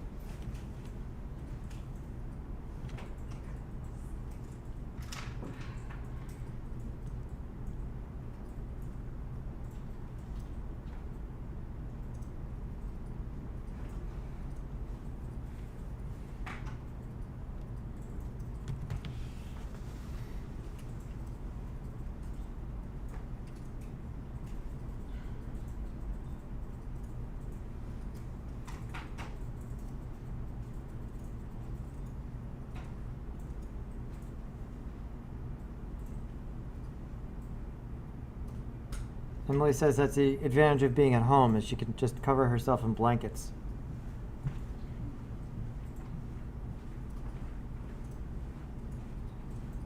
I suppose that's if you keep your house this cold. It costs like $700 a month at this time.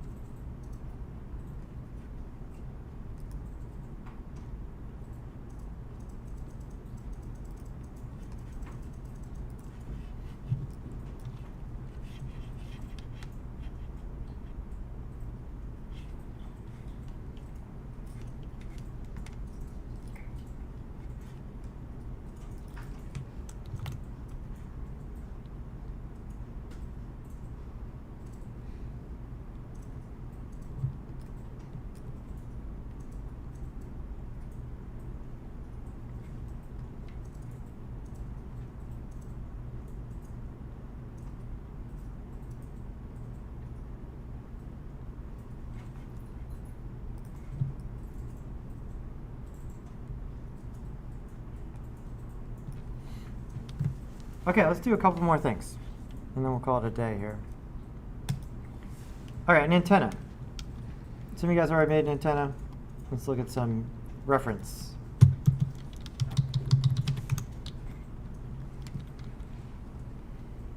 So some kind of circular shape, and then, you know, the quintessential look, having the two antennas sticking out.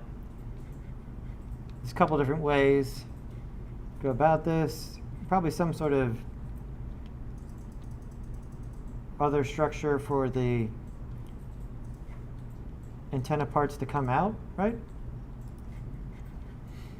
So if you look at sphere, right, we could start here as sort of a base shape. Look at this. So always looking at the primitives, there's usually a bunch of options. And so if you look at sphere, check this out. Standard, tetrahedron, hexahedron, octahedron. So what is changing here? They're all still spheres, but the what's changing? The polygons, right? So the word for that is the topology, right? The topology is how the polygons are laid out across the surface. And so there's a hemisphere, which is like half a sphere. That's kind of what we want. So remove that in the right space, hit T, bring this down. We kind of want to flatten this out, I think, a little bit. And here,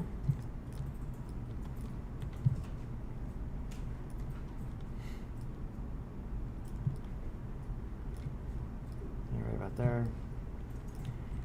In order to do some flattening, I'm going to also want to bring out some of these polygons. I'm going to go ahead and hit C on this. But before I hit C, I got it to kind of like as close as I could get it. So again, finding a shape that's close, or creating a shape that's close to what I want to get, and then going from there. So hit C. Once I hit C, now I can squish it a little bit. Before, when it was a primitive object, if I want to try and do that, it scales the whole thing. So hit C, that brings that down a little bit. And so now, let's say I want to pull out the top of this to sort of make a second shape that sticks out here. Not quite the antenna yet, but I want to get all of these polygons here. So Nikki, what's the shortcut for grabbing this whole bunch?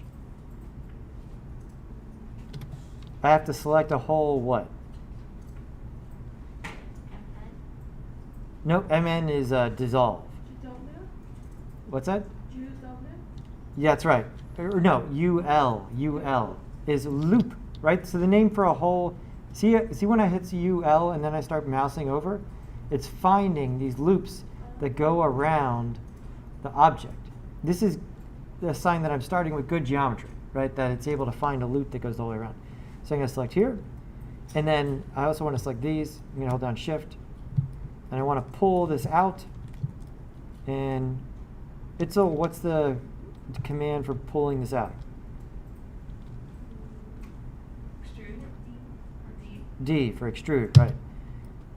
And bring that up. And so this is an instance where these are a little bit different from each other. In this case, see how extrude kind of comes out at this angle like this? I don't want too much of that. And so I might just extrude a little bit and then move up so that it doesn't have that, it doesn't shoot out too much. Remember, I can use all the tools here. I can T, sort of shape this a little bit more. It's kind of, it rotated it somehow. There we go. And then maybe create some holes for the antennas to come out. So maybe I'd grab this one and this one. Is that across? No, this one. There we go, those. And then I would go I for inner extrude, just a little bit, and then D, and push those in, like so. And so now the antennas can come out of those zones. And we'll call this antenna mount. go back to object mode, P,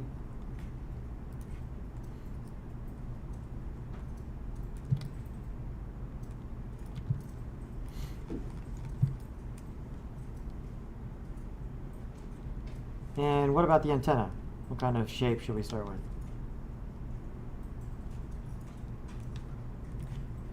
What do you guys think?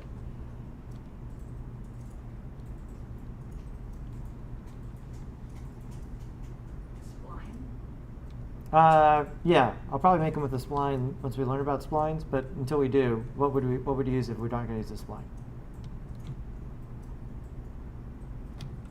Which of these guys would get us closest? Cylinder. Yeah, yeah, but again, the cylinder is going to be needs to be way thinner, right? Like this. And once it's that thin, see how it's when I zoom out, it's black because I have the polygon trace on, and they're so dense there.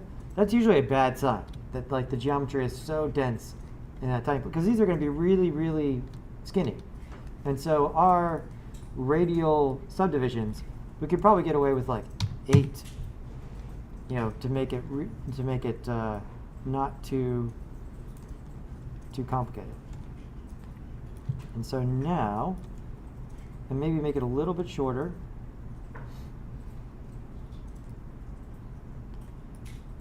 All right, and so now I want to kind of attach this in here, right? And so if I go to selected, Kyler, what's my main problem here? Like, I want to put this end in here, right? But my anchor point is in a good place or not a good place? Not a good place, right? Because later, when we want to animate this maybe, probably the antennas move, right? And is this where we want the antennas to rotate from? No. And so we need to change the anchor point here. First, I need to hit C to convert it, right? And then what's the shortcut for the anchor point tool? L, right? So I'm going to get L. I'm going to go to orthographic mode. I need to move the anchor point down. So what's the shortcut for that?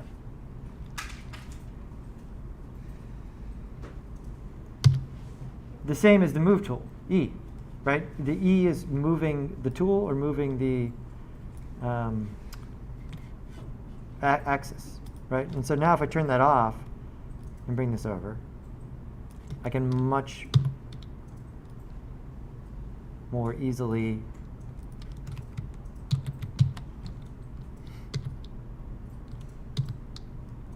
position this because the anchor point is more or less correct. Let's make sure it's right in front to back. Yeah, that looks okay.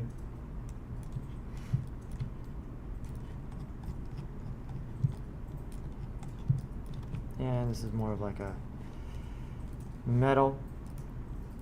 And so now this, and this,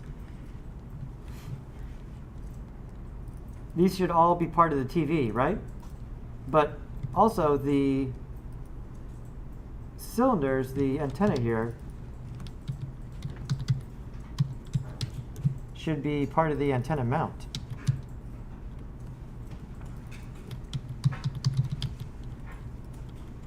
And so I'm going to take the antennae, and make them part of the antenna mount, and take the antenna mount and put it in here underneath our TV, and probably throw the metal material on it.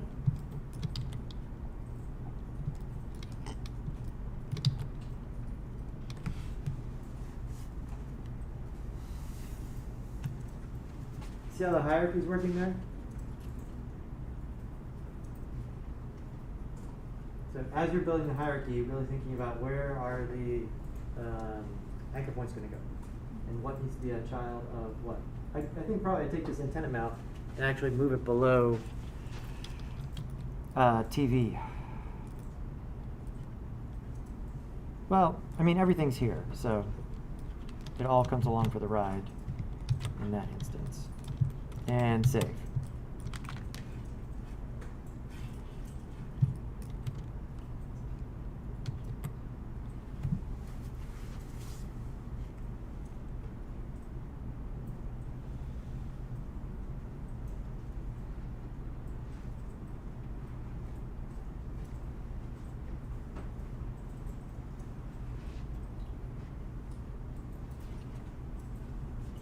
So what do you think? Starting to make sense? Alright, so big picture ideas. Using the primitives to get close to, as close as possible to the shape I want to make. Then converting that shape into polygons so that then I can continue to shape that into exactly what I want. And that's wonderful.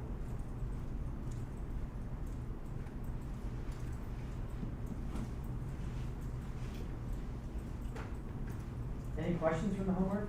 After watching the LinkedIn Learning Series, anything come up? When I was applying the textures to the models, for some reason two of them didn't show it until I rendered it. Like they were just black. One of the models showed it, but for some reason the other didn't. Just update the file and it's there. Okay. Yeah, so Windows has that weird thing where it'll show you the contents without the contents being unzipped. Because when it's all black like that, it usually means it can't see, like it's missing a picture, a texture that's supposed to put on, right? It's weird because the texture, like you render it and it looks great. It has the stuff. Has everything on there? Yeah, it But already then had them applied to it, so. But while you're working, it's all black. Yeah. Yeah, usually it would be all black on the render too. Yeah, that's why I thought it was really weird. But you had that same thing? Yeah, but when I did the rendering, it was so black, so I just unzipped it and it worked. Okay, yeah, so that's Yeah. definitely what I was talking about. So weird. Yeah, it was black when I was working, but it looked fine when I rendered it. Okay. Weird. Alright, cool TV. So we're off on Monday for Later. Labor Day. And so our next homework's going to be due Wednesday. Or not this coming Wednesday, but the 8th. Today's Monday, right? Is that Yeah. right? Yes. I feel that. Okay, so your not turned in homework for Wednesday is make a stand for your TV. Okay. Like the disc or just like a stand? No, like a stand. Like, Okay. look at some retro televisions and make a stand for the TV.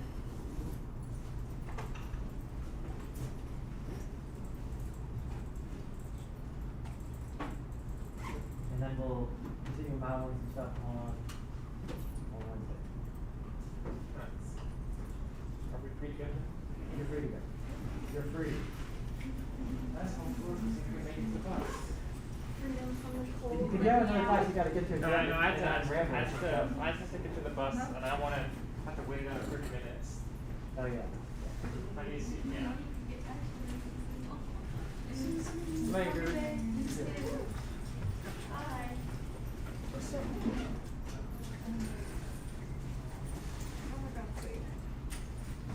Go home, like eat dinner, and get on my homework. Long day.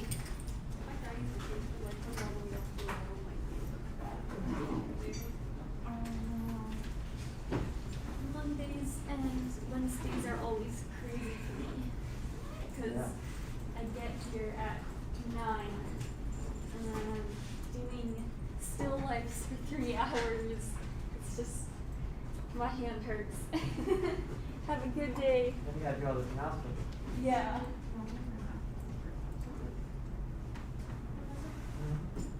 So, it's still going, but at least it's not going 2 hours no more.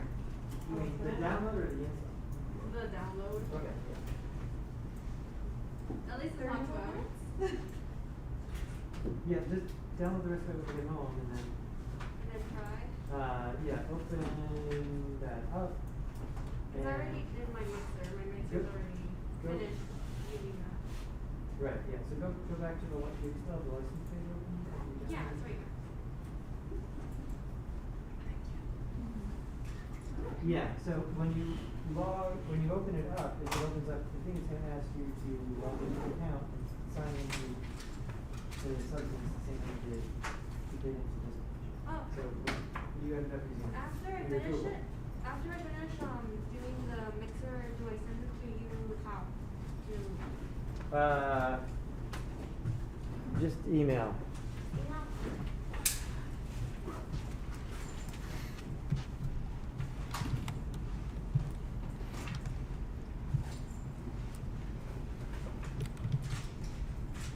So nothing from HR yet? I went to HR right now, like